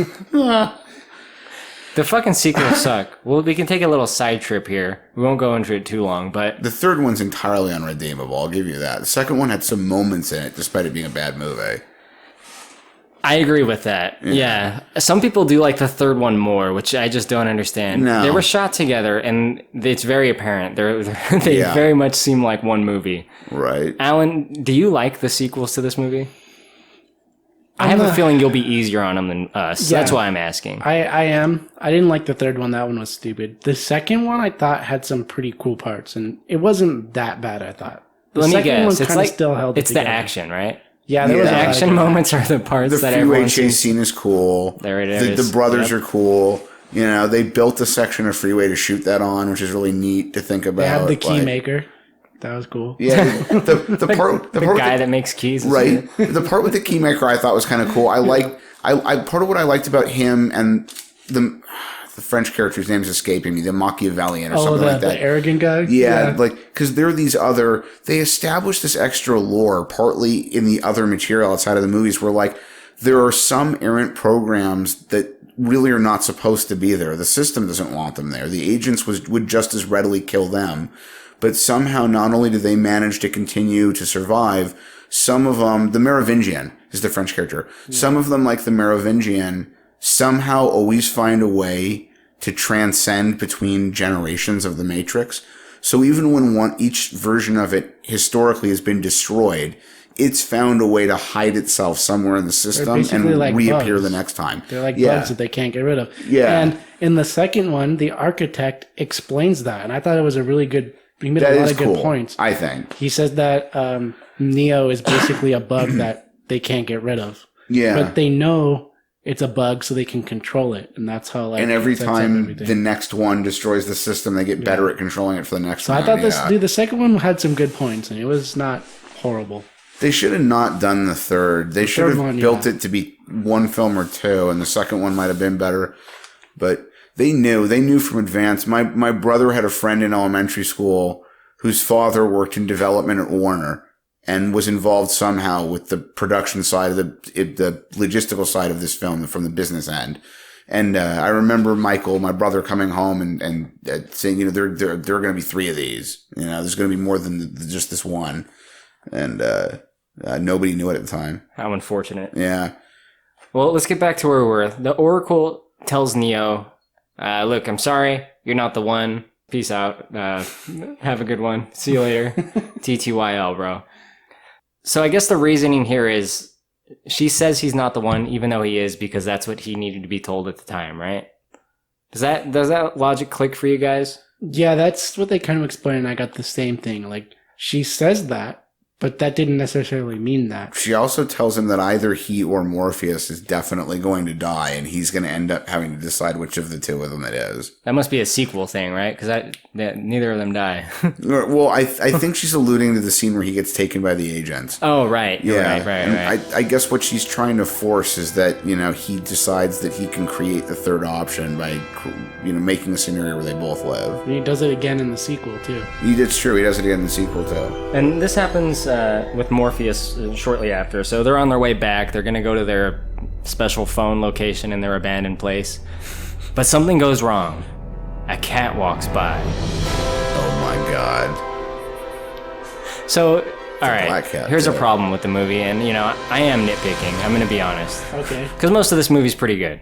It is. Do they not know what deja vu is? Right? The glitch in the Matrix. And I like that that's kind of become a popular like term in common vernacular. But that aside, It's not no, really deja vu. It's not what deja vu Yeah. is. It's something happening twice in a row is not what deja vu is. Unless I've misunderstood it my whole life. Right. Isn't it the abstract feeling that you've done a certain thing in the past before at some point in time that you can't quite recall? Yeah, that's always been more or less my understanding of it. Yeah. So the cat walks by twice and he's like, oh, deja vu. No, a cat. You just saw the same thing happen twice. Right. I guess you can't show deja vu in a movie, though, can you? Right. Maybe that's it. Well, most of the things that Alanis Morissette describes as ironic in that song aren't actually irony. So, you know, people get flexible. She directed this, right? Oh, yeah, she did actually. This is an Alanis Morissette feature. The movie Deja Vu with Denzel Washington was not great either. So there's that. A lot of his movies have been not so great. The ride Deja Vu at Six Flags Magic Mountain has been closed. I don't know if you guys know that. Oh, my God, That no. was a good one, though. How many Deja was. Vus can we reference? Anyway, so deja vu means something changed, which basically means the agents manipulated the quote-unquote physical reality, which is the Matrix. Yeah. They blocked off the exits with brick walls or some shit. Because of Cypher, this is where his trickery unfolds. Yeah. Yeah. Because he sold them out. Yeah. Now, is this why you say that Mouse reminds you of Jesse from Fast and the Furious? Because he goes out in a blaze of glory? A little bit. He's just like, you know, the skinny, sort of dopey, over-enthusiastic white guy who knows all the technical stuff. And he's like, you know, Jesse gets under the hood with Brian and starts making up car terms mostly. He's like, oh, we're going to tune your port injection and blah, blah, blah. And this guy's the one who's like bragging to Neo that like, oh, I created this chick and I can hook you up with her. And like, how'd you like some alone time with the woman in the red dress? And like, he's just a dorky, like techie nerd that ends up just like kind of unfairly getting killed in the end. And he is I think the first one to die, actually, isn't He he? is. He's the first one. He can't get out through the bricked up door. Which we find out, I don't remember exactly when they say it, but if you die in the Matrix, you die in real life. Yes, absolutely. So the stakes it's a Matrix, but the stakes are real. yes. Because he dies first and they show him actually dying. Parts of that don't make sense to me. Like, I can sort of get the idea that if your brain is so invested in the Matrix that it thinks what's happening is real, that maybe you can just have traumatic brain shutdown in real life. But, Yeah, but it'll part of shut it, down your organs or do whatever. even then, I think is a little dubious. But I'll take it. Oh, but like, we can keep people asleep for 80 years, dude. Well, here's the thing. That's actual medical science. They did it to my Well, father. you can't send brain signals to someone's. That's legit. I mean, I don't know how you do it, but that's believable. When they get shot, They bleed. That's what I was going to next. Is what makes even less sense is the fact that they bleed in real. You didn't get cut in real life. Right. There's no wound there. Where's the blood coming from? You can spit up blood. You can spit up blood. You can, but from what? There's no blood just sitting in your stomach waiting to be spit up. Like, from your blood organ. Yes, Right. the blood organ. Unless everyone in this world has an ulcer, so they constantly have a blood supply in their stomach, they can just vomit up when they need to. Like, So agents show up at the house, right? Our team of heroes has to get out of there. They're trying to escape. They're doing it through the walls. They find like a hole in the wall, and it seems like they're gonna get out of there, but they're discovered. Right? So one of the agents breaks through the wall, is gonna grab Neo. And we get our Darth Vader moment where Morpheus yells, "No!" And he like jumps in and he takes on Smith. Now, the agents, they're really after Morpheus. They don't give a shit about Neo. They don't know that he's the one. right. They actually, I don't even know if they know about the one because it's never mentioned on their side of things. But they want Morpheus because he has the codes to Zion's mainframe. Right. Oh, I was going to say, I think you could argue they do know about the one, which they don't tell you in the first one of this movie. But in the sequel, when he's talking to the architect, Yeah. the architect explains that Neo's not the first one. Yeah, there's been many ones. Well, I mean, they I know don't know if we about- can count the other ones in terms of the story of this movie. Well, that's Seriously. no, you can't. That's what I'm saying. It's kind of weird when they I think you're right. It's kind of a put it retcon. like that. Like, there's a lot of stuff in the second one that would have been better off being explained in the first one. Because, like, the second one, you wouldn't know that till you see that one that's not even out. It's like, how does this make sense? Anyway, I don't think in the rules of this universe they know. At least the way it's set up in 1999. The more we talk about it, the more I get the feeling that, like, this movie was 2.5 hours. They should have written this into a 5-hour movie and then cut it into 2 halves and just done those two. Like, and they could have avoided the other sequels. Yeah, I don't know if it would have been better though. There's a lot of things I hate about the sequels, but Right? I think I'll talk about that more at the end. Right, but I just feel like all the good story materials here, what they just needed to do was make it long enough to incorporate some of these other little details. Yeah. So maybe what you do is you turn this movie into 2 movies and forget the other sequels even existed. You know, I don't know. Okay. No, I can see that, yeah. We get the fight scene with Agent Smith and Morpheus. I like that fight scene a lot. A lot of it's the set, right? They're in this really dirty environment, and Morpheus is all gross and like he's kind of like hurt already, so he's moving slow, and Agent Smith just like fucking wrecks this dude.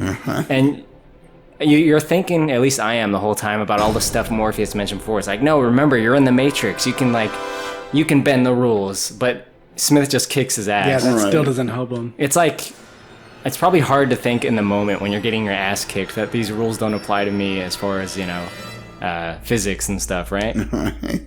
But he gets fucking wrecked, and then when Agent Smith beats him, he has a group of SWAT guys come in and just like stomp him, right? Yeah. They just like beat the shit out of him with batons, like mercilessly. Smith's like, I'm bored of this. You guys beat him up for a while. There's a small detail I wasn't sure of, and it didn't break the movie for me.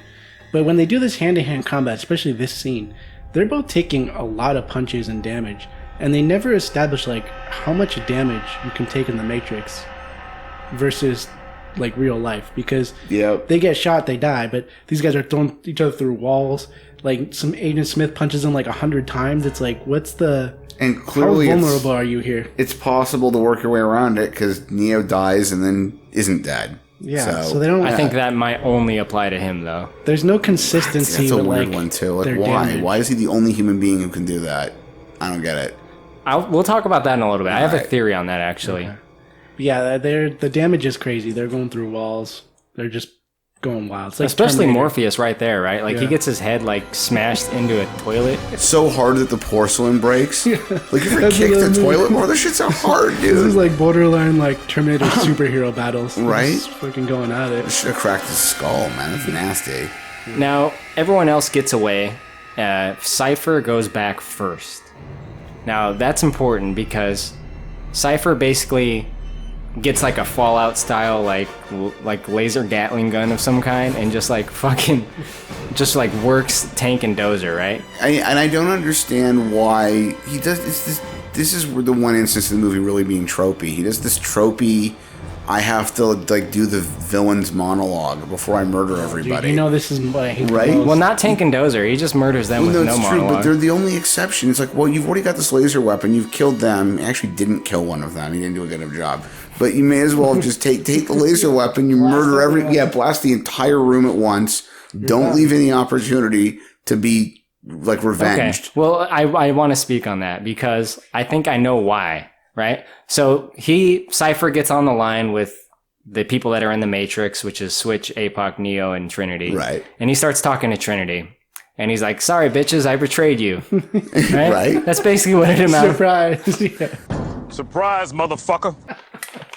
So he starts killing off characters and like least important characters first, right? So He unplugs Of course. APOC. That's the other thing. Of course, just for story convenience, the ones he goes to and kills immediately are like the most expendable of all of them. But he does when he unplugs them in the real life, they just like drop dead in the Matrix. So Yes. they just like die. He like starting with unplugs them. APOC, right? Yeah. And then Switch, and we get the famous Switch line that has stuck with me my whole life. Not like this. Not like this. Not like this. And she's like looking at the camera, like crying, like not like this. I didn't like Yes, either like of those two this, characters. All right. Totally unsympathetic deaths. So this is what I was going to get to. Cypher straddles up to Trinity's unconscious body, Yeah. Yeah. starts sniffing her, A little weird here. I was starts that petting her, and I think, my mind might have just gone in a very dark place here. I think he was going to bang her. I think you're right, but why not kill the rest of them? I think he was going to bang her while Neo kind of like watches. I don't know. Just some fucked up shit, yeah. Can you imagine, like, you're in the Matrix with her, and the version of her you're looking at in the Matrix is acting normal, but her real body's being literally raped? That's horrifying. This is That's like fucking Maybe crazy. this is a Cronenberg movie. That is pretty dark. But I mean, Right. that was the implication, right? He was like getting really feely with her. I Right. think they were trying, like, the direction was probably like, be very rapey. Oh, yeah. be as creepy as you can. Yeah. It's like T2 when Sarah's in the mental hospital and the guy like has her locked up. I was thinking of that. It was like Douglas, Douglas. for sure. Where he's like, He licks yeah, her oh. face. It's like, dude. Yeah, it's got the one of the bad guys seems to always need to be a little bit of a sexual salty type dude. Absolutely. It builds the emotion for the movie. They're like, yeah, I hate this guy. Look how fucking creepy he is, you know? And he's about to Plays your unplug emotion. Neo, right? That's his thing. He says, well, you know what? Neo is Jesus. No one can stop Jesus. Yeah, I'm and going to he stop says him right that. now. He says if Neo's the one, he's like, okay, then I'm not supposed to be able to kill you. If he had just gone in there, bang, bang, bang, bang, Neo would have already been dead. Written and directed by Alan Garcia. Right? This movie's 45 minutes. But Tank is not dead. His brother is. But Tank gets up with the Fallout gun, kills Cypher, and they get out of there. Collects the Pit Boy. So the only ones that are left are Trinity and Neo, as well as Tank, who could never go in the Matrix anyway. Morpheus is still alive, but captured by the agents. It's true. He can't go in at all. Now the agents are gonna like try to like do some sort of like form of hypnosis to hack into his mind, right? They inject him with something. It's like it's almost like a Matrix version of sodium pentothal, or apparently it just makes it impossible for you to not answer their questions. But this is another one. I don't understand how this works. His real body isn't there. You injected code into a digital body. You injected code into code. I guess the same way bullets work. You're right, and which doesn't really quite make sense to me either. And I don't get why they can't just extract the information from his brain. He's connected to the Matrix. They Yeah, can't, But he's just connected get it. like off their network, which I guess is somewhat relevant because they kinda- can yeah. control anyone that's connected directly in their interface. But if they're connected separately, if they're freed, so to speak, they can't control them. They can't like make Neo's mouth shut again, or they can't like transform into one of them. Yeah. They're Can't, they're like, steal autonomous it. on They some can't level. get it from his like just grab the code from his brain. I guess not. Yeah. So they're hacking him, and Neo and Trinity are like, all right, well, I guess we got to unplug Morpheus. But that's where Neo has his revelation. Steve, why don't you tell us about Neo's revelation? Neo, I mean, I don't even know. There's so little substance to that revelation. He realizes he's God. He realizes he's Jesus. Like, it's like, I think, what's Morpheus's line? He's realized he needs to believe in himself or some bullshit like that. He's starting like, to believe or something. He's starting to believe, and it's just like, basically, he's decided, he's freed his mind. What is he doing? He's beginning to believe.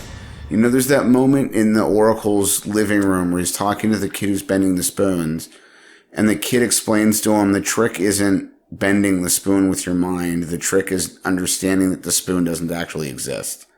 And like putting your reality around the spoon or something. Yeah.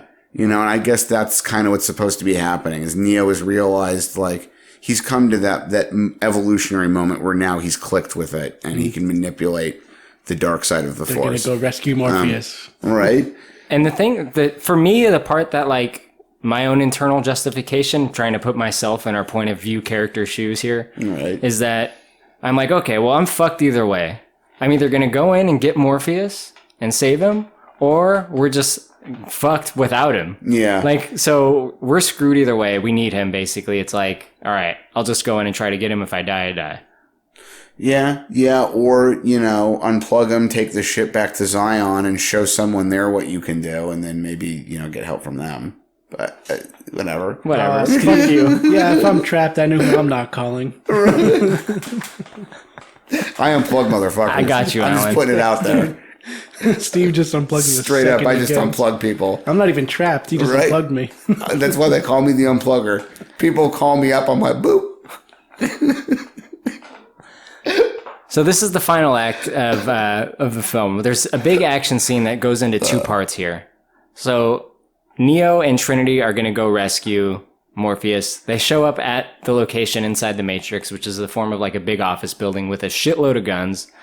And they have a huge fight with not agents at first, but people that are plugged into the Matrix that are basically like either law enforcement or private security of some kind, right? Yeah. Yeah, they're supposed to just be security. I mean, it's pretty heavy security. I don't know why this fucking building would have like armed SWAT teams. They refer to it as being a military building. I think Trinity says it. Okay. Yeah, but they're never really specific about why or what that means. It looks like a fucking office building. It does. It looks like an office building. But with a SWAT team. I get the impression it's supposed to basically be like the equivalent. There's a huge... The FBI's got a field office in West Los Angeles off of Wilshire. I know they got a shit ton of armed security. Oh, the federal building? Yeah, the federal building. So, you know, I'm something like that, I guess. But how does this whole action scene... Do you want to give us a quick run through of it, Steve? So Neo and Trinity come in with the very 90s trench coat, and they've got weapons strapped to like their chests and their abdomens and their legs and their wrists and everywhere. There's so many guns, it's unbelievable. They made a bunch of like really super detailed composite plastic replica guns for Keanu Reeves to carry in the scene. Because he had so many strapped to him, the real thing was too heavy. There's too much weight strapped to his body. And I think they did a couple of close-up shots where they swapped in for a more real-looking prop. But immediately, the soundtrack busts into a really famous piece of electronic music called Clubbed to Death. People knew that song before it made that soundtrack, but that soundtrack really made it blow the fuck up. People who would never listen to electronic music suddenly love that fucking song. And to the soundtrack of Clubbed to Death, they proceed to just acrobatically shoot the fucking shit out of this place. Yeah, acrobatically being the key word of that, I think. There's cartwheels, there's flips, there's jumps, there's the fucking parkour, there's just everything you can think of. Everyone's getting shot. They don't get hit. Of course, they don't get hit once. Bullets are flying everywhere. Yeah. The walls are like against breaking. regular people, they're basically untouchable. Yeah. Due to the amount of like training they have like programmed into them, and the fact that they understand like how to be a little bit faster and a little bit stronger inside the Matrix, they can't be fucked with on any level. It's true, but I'm going to go back to here's where I'm going to tie this into Star Wars. My biggest gripe with Luke was always that like he left Dagobah, never really got his full Jedi training, and then kind of went and did the badass thing. It's fine, but like. There's kind of the same here with Neo. Like Luke got his ass kicked by Vader. Well, it's true. Luke got his ass kicked by Vader once, but the newer films, you get the sense that like he spent a lot of time like training. But I always just felt like he seemed to get back to Vader and be able to win against Vader kind of quickly. It wasn't as bad as with Rey. Rey is like, oh, I've picked up a lightsaber and now I can fight Snoke's Imperial Guards. I have arguments for all of these. Okay? Right? I'm on the other side of this. Right? I support what occurs in these films. Right? I mean, I like the new ones. I do. I'm not one of those people. Really. Rey was already trained with martial weapons. Okay, fuck off. Okay, we can't get into this. Fucking Snoke's guards. There's no way she'd be that good that quickly. Like, anyway. But Neo's kind of the same. I just feel the same way with him. Like, there's just, like, he goes in what seems like a matter of 2 or 3 weeks. Or even better example, Tom Cruise becomes a samurai in like 6 months. Hey, I'll defend that movie. See, there's always someone. There's always someone in the room who's like, I'll defend that one. He was a war general before he fired a musket, so clearly he was in a position to become a samurai. Look, like, you let me have that. You let Corey have Star Wars. Right. I'm the asshole. Yeah, why you hating on both of us? And Neo seems like would have a few weeks worth of training, and then all of a sudden it's like, no, he's basically God now. Well, the thing with Neo too is they program the training in, so I guess it's like you have learned perfect precision and everything, right? That is true, but you don't need any experience in this world. Well, okay, in that level, I would totally agree with you. I wouldn't argue with you about that. It's just the degree to which he's able to. I guess maybe it is just because he's the one, but the degree to which he's able to really manipulate the quote-unquote reality of the Matrix so quickly seems like a quick ascension to me, but I don't know. Well, we get the part where they take out all the guards and they get in a chopper. They get in a helicopter, right? They got in a shit ton of trouble with that chopper. How? They shot those scenes in Sydney, and they flew the choppers through restricted airspace without getting permission. And they got in a lot of trouble for it. The Australian government almost shut the production down. And then they ended up having to write some kind of change to a law to make it possible for them to do that. Dude, I wonder whose job that was. Whose ass got chewed out for that? Production coordinator, among other people. Fuck. Yeah, that guy's worst day ever. Right?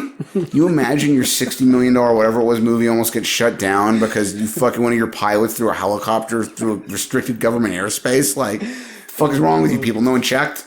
Like, the helicopter has a minigun. That's a damn minigun! It does. It's a damn minigun. It's a damn minigun. A damn minigun. That's right. Oh, this is great because this is, I think, like the second or third time. This is a key feature that it's not very emphasized, but when they're shooting the minigun, you just see like a hail of casings. It's just like hundreds of casings just raining down, and they show this like some other times when they're shooting all their guns because you just see nothing but shells, like just fucking everywhere, because like that's how much he's firing. He's just blasting through. But the thing about Neo with the minigun is that he's firing indiscriminately into the room that Morpheus is sitting in. Yeah, I had a problem with that. And this guy hits nothing. He takes out an agent. Yeah, it's true. He manages to kill one of his own guys. I thought that exact same thing. Like, he didn't kill Morpheus. Like, he sprayed that whole room with like probably thousands of rounds. They just show like casings. The shit that he's been injected with seems to have given him a migraine and have otherwise little to no effect. I guess he has some kind of resistance to it, maybe. Yeah. I don't know. But they get Morpheus, and that's the key thing, right? So they rescue Morpheus, and they get out of there while the agents are after him. They kind of have a little bit of a trip through the streets, but Morpheus gets on the line, and Tank brings him back into the real world.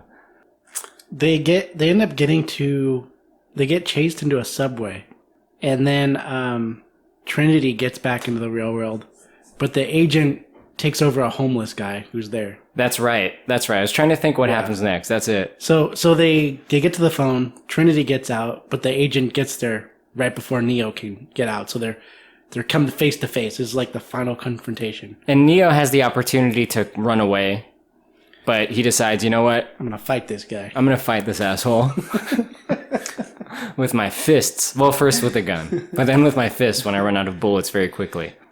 Yeah. This is really the final action scene of the movie, and it is amazing.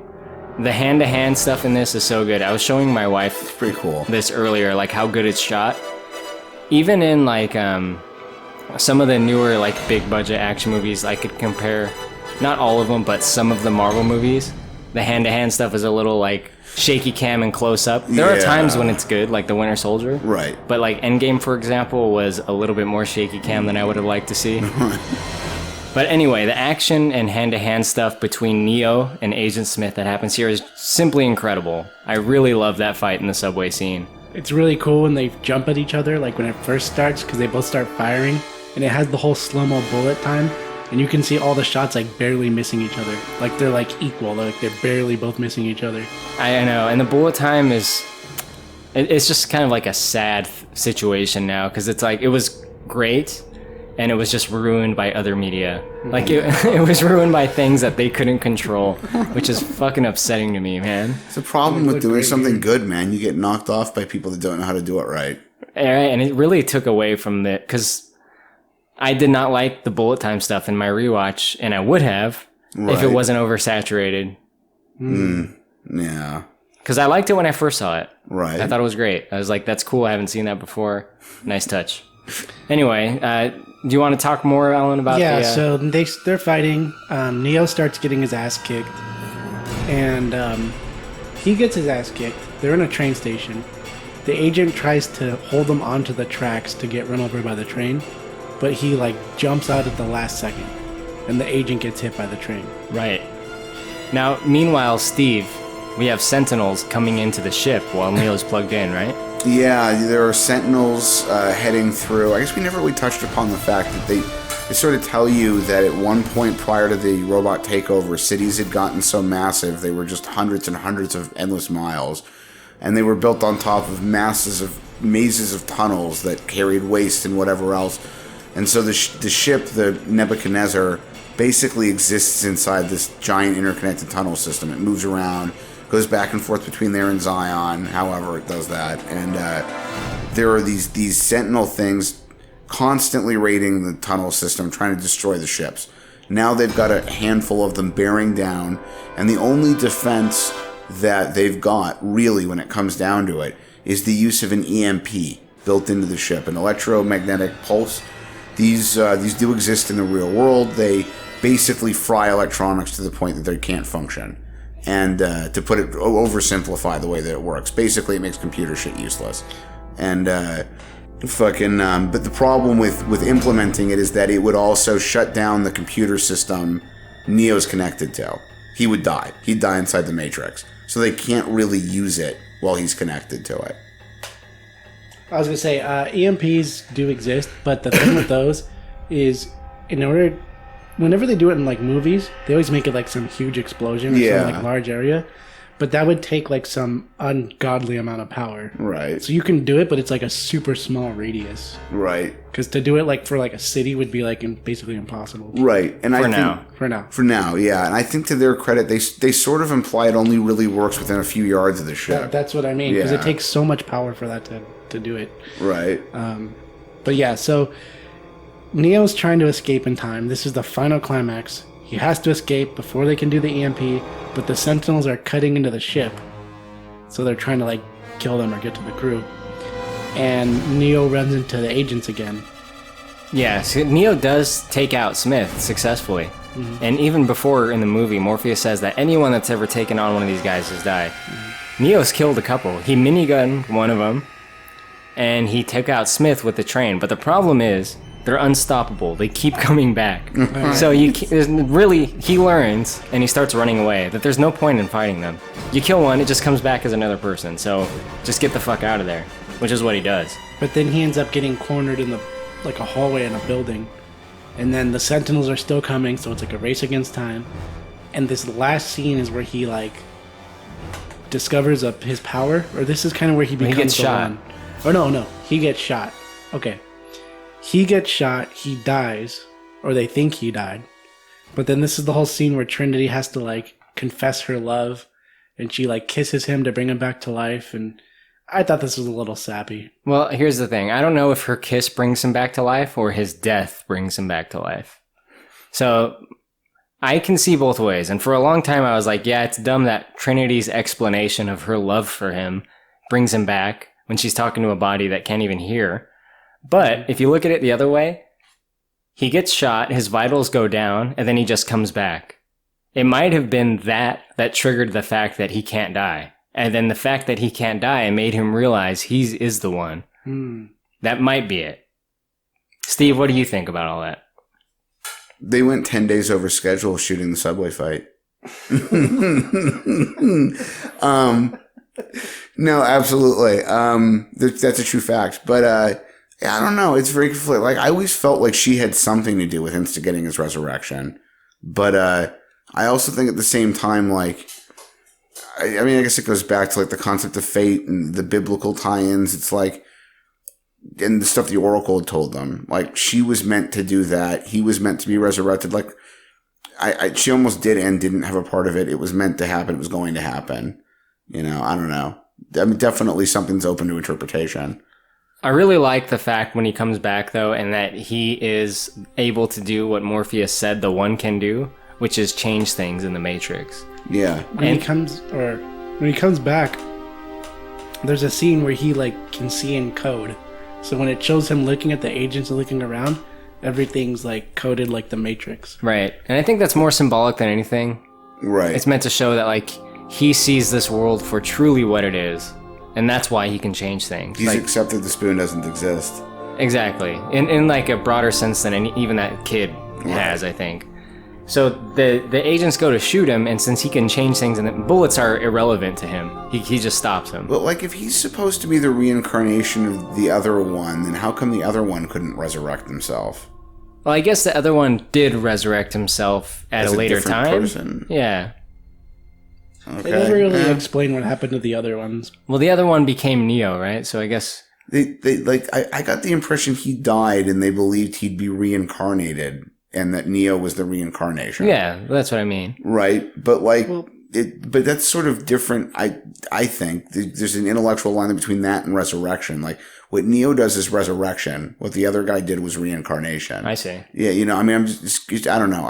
Maybe there's a reason. This brings up a whole nother point I didn't even think about. In the real world, they still age. Like, so even if you got out of the Matrix, would you still die of That age? could have been it. He could have aged out. Yeah. No, Yeah. maybe that is what it is. I mean, yeah, you still age in the real world. Because it's true. He only really, but he dies in the real world technically too, because their rule is you die in both at the same time. So like, he literally physically would have had to resurrect in both places. That's true. So Yeah. so he's got the actual power of it. It's like Jesus resurrecting Lazarus. Like, Well, goddamn, Steve. right? Well, here's what I want to say about this last bit, because I really love, I mean, there's a lot about this movie that I do love, but I really love these last few minutes where he's fully realized as the one, because he's basically invincible. They try to shoot him. No, they try to attack him with like physical attacks, like, you know, their kung fu shit. It doesn't work at all because physics have no effect on him. Like, he basically just blocks them easily with one arm and just knocks him out of, boom. Like, they do the whole slams the cool dude. like slow-mo where it shows him moving his hand like a million times. Yeah. He's like not even trying. Exactly. Like having a game genie. Like, he like plugs in his game genie and he can just like, and now I'm infinite. The way I looked at it was like, he goes Super Saiyan. So like, he's like Super Saiyan now. The problem is, in the next movies, like, Smith like reaches his final form, and then he has to go Super Saiyan 2, and then it becomes Dragon Ball Z. And then he becomes Super Saiyan God. Yeah, exactly. Then you get to the point where they're just God. Right, and then it's like Super Saiyan 9, 10. Super Saiyan God 2. Anyway, I like how he takes out the agents, because Smith, he just like dives into him and causes him to explode from the inside out. It's awesome. Yeah, he just kind of takes his body over. Right. But I mean, if you can do that, then why aren't you just doing that to everybody? Why bother fighting? Just take them over. Well, I think that's the implication at this point, right? Right, but then he doesn't do that in the next ones. Like, there's that scene, it's the second or third one where the agents attack him in the playground after he's seen the Oracle. The second one. Yeah, he's got to fight off like 40 of them. Yeah. Fuck that, just take them over one at a time. Well, exactly. So this movie, I feel like the canon doesn't connect right. Like, you're right, and I'll agree with you. You can't really hold the one that came before accountable to the rules they sort of wrote for it afterward. Right. There's other fucking movies. They don't follow the rules of this movie. Right. Neo is like, he can change the Matrix. The agents are nothing to him. He's unstoppable. The fact that he can fly and stop bullets, those are not the limits of his powers. They just chose those and like, oh, we showed those in the other movies, so he has to be able to do those in the sequels. No, he could do anything. He can fucking turn that guy into a squirrel. He can make all the agents disappear. Like, you know what I mean? Okay, I mean, I'm wondering, like, are the limits really that far flung? And I'm not necessarily arguing with you, but, like, have they really evolved that character to the point where he can just sort of gauntlet style make all the agents in the entire Matrix disappear at once? Because they never implied that the previous guy could do that. Okay, well, maybe not that extreme, but to a point Right. where they have no effect. They can't hurt him at all. Okay, I'd agree with you about that. And yeah. the rules change in the sequels, which I hate. That's You're one of right. the big It's things I like. inconsistent. And the ending of this movie, which happens right here, he basically, I guess he gets on the line with like the agents or the robots or something. He says, all right, I'm going to start releasing people and there's nothing you can do about it. Yeah. I think that's like a really, really solid ending. Except they show him fly off and it looked kind of shitty. Well, and what about The all effect? the, You don't like Yeah, the... I didn't like that effect. what about all I'll those give you people that. that apparently are so sheeple they can be murdered because they're incapable of being released? What are you gonna do with them? Kill him. I guess so. You got a concentration camp, some bitches. Like, fucking. Neo is Hitler now? I mean, He's not Hitler, he's Jesus. No, he's Neo Hitler. he's a little of both. Yeah. He's a neo-Nazi? I mean, it's kind of a weird thing. I mean, at that point, like, assuming you achieve your goal, you've got a whole bunch of millions of people, really. You either have to just leave them in the Matrix and let them live out whatever life they have there, or you kill them all. Because apparently they can't be taken out. Look, man, they said some of them can't be saved. Right. What's the alternative? Well, Gotta kill him, man. Well, I mean, or just remove all the agents, destroy the AI's control of the Matrix, and let those people live out whatever life they had left inside of it. I mean, it doesn't make any difference to them. They're not going to be angry. They don't know the real world exists. So, Maybe. yeah. Morpheus did say, the Matrix is a system, and this system is our enemy. So I don't know. Sounds like the Communist Manifesto. Really starting to sound like some kind of fucking anarchy thing. Morpheus was a big Marxist. Right. It's like an anti-capitalism thing. The system is our enemy. Have you guys seen the South Park parody of the Matrix? It's so fucking good. All the the like the drunks, like It really is. I love that shit. Well, do you guys have anything to say before your ratings? Do you guys have anything to say about the ending of the movie? I didn't like that fly off effect. I thought that looked bad compared to the rest of the movie. I mean, that was really the only part I could pick out. The rest of the movie was good, but that last, like when he flies off, looked weird. A Yeah. little goofy. If we're gonna nitpick effects, there's a couple in the helicopter where Neo is holding on to Morpheus, and it's a green screen effect where the green screen is the city below. That's a little noticeable, I think, but it's not too bad for me. Yeah. For the most part, I really love the effects in this movie. Yeah. And I'd argue that's another one of those moments where you only really notice now because things have gotten so much better since. Yeah. You know what I mean? But Yeah. it doesn't Like- break it. It's still all good all around. Yeah. Absolutely. The first time Carrie Ann Moss saw a rough cut of the film was the first time she'd ever seen herself in a movie. She didn't watch whatever other random movie she was in? I guess not. Yeah. Oh, wait, that's, hold on. that's the She version of the never- story I've heard. She never watched Matrix. Not that Matrix. So she was in a movie called Matrix, are you sure? Dude, I'm looking this up right now. I'm telling you. It's crazy. So when I search it, it brings up The Matrix. But I'm telling you, like, if you look up... Well, she does have an IMDb page. I'm pretty Alan, sure. have you ever had a dream so real you were convinced it was? If this movie doesn't exist, I might think I'm in The Matrix. Just because Steve said that. Hold on, I'm pulling it up. Okay. Dude, now I'm tripping balls. It's not here. No, they're finally kicking in, huh? Okay, disregard all that. I'll have to look this up. All right. I swear I saw this. So I have a question for you guys. Who's the Jesus character? It's Neo. It's Neo, Let's yeah. move on. Right. Thank you. Well, I mean, yeah, he is, right? He is. He really is. We can touch on that a little bit more, I guess. I mean, they just make it so obvious. It's just all the constant parallels, and they reinforce it in the sequels. And I talked about that Renegade cut video that I watched earlier on The Matrix. He refers to Neo as a Gnostic Messiah. Are you guys familiar with Gnosticism? Gnosticism is an interesting branch of Christianity. I kind of find it.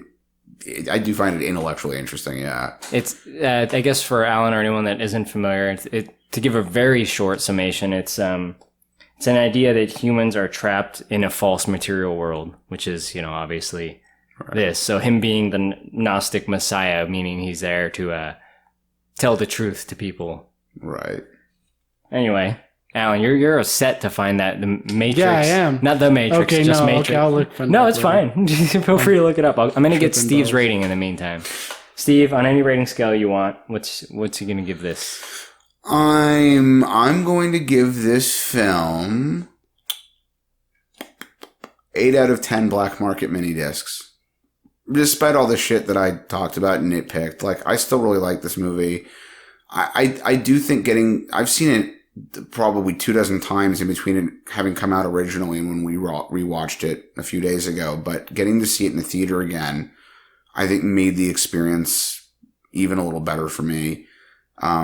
There's something about getting to see it on the big screen with the sound, and it reminded me there are certain moments in that movie just where they got it so right with the ambiance of the scene and the background music and the sound and the tone and a lot of it is really good. It's a really interesting film. It does feel a lot like a comic book brought to life, but not in a way that was forced. I think just they got precipitously close to miscasting a huge part of the movie. I think if they'd gotten anyone other than exactly who they got, it wouldn't have turned out the same way. I think it was kismet, so to speak. They landed on these people. They got exactly the right cast. The movie's not fucked up by its flaws. Things we could pick out now with stuff like special effects, my opinion, mostly just, again, it's because the movie's 20 years old. Things are 20 years better now than they were. You at any given moment, any movie we're seeing now, we could say it's great now, but in 20 years it won't be. There's very few exceptions to that. We've talked about that before. Jurassic Park's a weird standout. T2's a weird standout. Even them, a lot of those effects don't really look perfect anymore. They just stand up as being better than what else was being made at the time. So yeah, I think this is a really solid movie overall. Sequels can be chucked, but this one's still a lot of fun, very entertaining, very cool piece. Yeah, put the sequels in the bin. Right, Alan? I'm gonna go with 8.5 red pills. It was just the concept. The whole thing is really what carries it at its core. I mean, you could say everything else about the action and the production and the actors and all the scenes, but it's really the idea is what carries everything. That's the whole point of the movie, is the Matrix. And that's what really kind of blew my mind. And what I think a lot of people like about it is the whole idea, like, what if you're living in a simulation? So the rest of the movie was cool. The action scenes were great. The only part I nitpicked at the end was when he was flying away. But I didn't have a problem with the effects, and it was a lot of fun, and especially seeing it again, the sound with the Dolby Atmos, that was really cool. Yeah, it was really noticeable in a few scenes. It was like when they're fighting in the lobby, and yeah. I mean, it's a pretty solid movie. There's a lot you could probably nitpick just because of the concept, but it was fun. So I'll give it 8.5. All right, I'm gonna give it the spoilers rating scale. They go yes or no, basically good or bad. I'm gonna go with yes. Hard yes. Yeah. It's a movie that I like a lot. It's really good. The problem I have with it is not the first movie's fault. It's the sequels. Yeah. So my problem is the Matrix franchise, but not the Matrix movie. This one is really good. It stands alone very well. I've always said for a long time that it has the perfect ending, and it should have ended there. I agree. Did not need the sequels. Right. The reason it can continue is because of the good world building in this. The problem is the storytelling in those movies doesn't work, so just end it with what you got. It was great. Very final ending, I think. Yeah. But that's okay. This movie is great. It is one of the better martial arts movies that you get in Hollywood as far as like big budget. And I don't know. There's a lot that I like about it. You guys have pretty much already said everything that I was going to say, so I stand with you too. I like it a lot. The concept is great. Good cast. Good film. It's very iconic too. Even 20 years later now, everyone still knows The Matrix. Yeah. And it's kind of weird because it's kind of taken over that idea. So you could say like, oh, we're living in a simulation. People would be like, The Matrix? It's kind of like saying Coke is soda. Or you want a Coke? Oh, The Matrix? Radical skepticism. Yeah. There it is. Okay, so we have a hat to draw from. We do. Steve, you're close to it. Why don't you draw from the hat? It's a scary time in our lives. We haven't drawn from the hat for a while. It's always nerve-wracking to do it. One. Please don't be another Sylvester Stallone movie. All right. I don't think there are any other Sylvester Stallone movies in the hat. If it's Baby's Day Out, we live in the Matrix. Confirmed. All right. Let's see. I don't want to sit through Baby's Day Out. Fuck yes. Thank you. Finally, something I can be happy about. It's Gremlins 2. Oh, yeah, dude. Okay. Yes. I am genuinely excited for this. Gizmo's pretty cool. Gizmo is one of the greatest things that's ever been put on film. Just, Better than the Awful Waffle. oh, man, pretty close. Okay, good. So we got our next pick, Gremlins 2. I want to give a quick shout out to someone that gave us a shout out. There's a channel on YouTube that does really great content called Review Incorporated. The guy has a show called Review Dude. He basically does kind of like nostalgia critic style riffing videos, except they're good, not like the nostalgia critic who sucks, who used to be good. His movie reviews are genuinely hilarious. He does stuff like Surf Ninjas, and he did Triple X recently, and they're just so fucking funny, man. This guy is really great. He gave us a shout out video because he likes our podcast. Oh, nice. Thanks, man. Thanks, man. He's a cool dude, and I'd like to have him as a guest on at some point. But That'd be cool. man, check out his channel, Review Incorporated, or you can search Review Dude. I think it's DOOD. Seriously hilarious shit. I love this guy. He's awesome. If you want to talk to us, you can do that on Instagram. You can send us a message on Instagram. We got Big Dumb Movie Podcast there. Follow us. Follow us on YouTube. If you're listening on YouTube, please give us a thumbs up. Or if you're listening on iTunes, give us a positive iTunes rating. Anything that helps push us up in the list, it would be very much appreciated. Just say how great we are. Yeah. You could I've had some people leave iTunes ratings and just type the word good. I'm like, just put the word good. Yeah, that's that'll good. work. That's fine. I like it. Anything helps. So we have a couple that just says good. I have a that's the title and the body. I have very basic literacy skills, see, on my end. So you got to keep it simple. Very impressive, Steve. Right? Smiley Can't even face. say literacy. Just leave a smiley emote. Anyway, thank you guys for listening, and I guess we'll catch you next time on Gremlins 2. Fuck yeah. The new See ya. batch.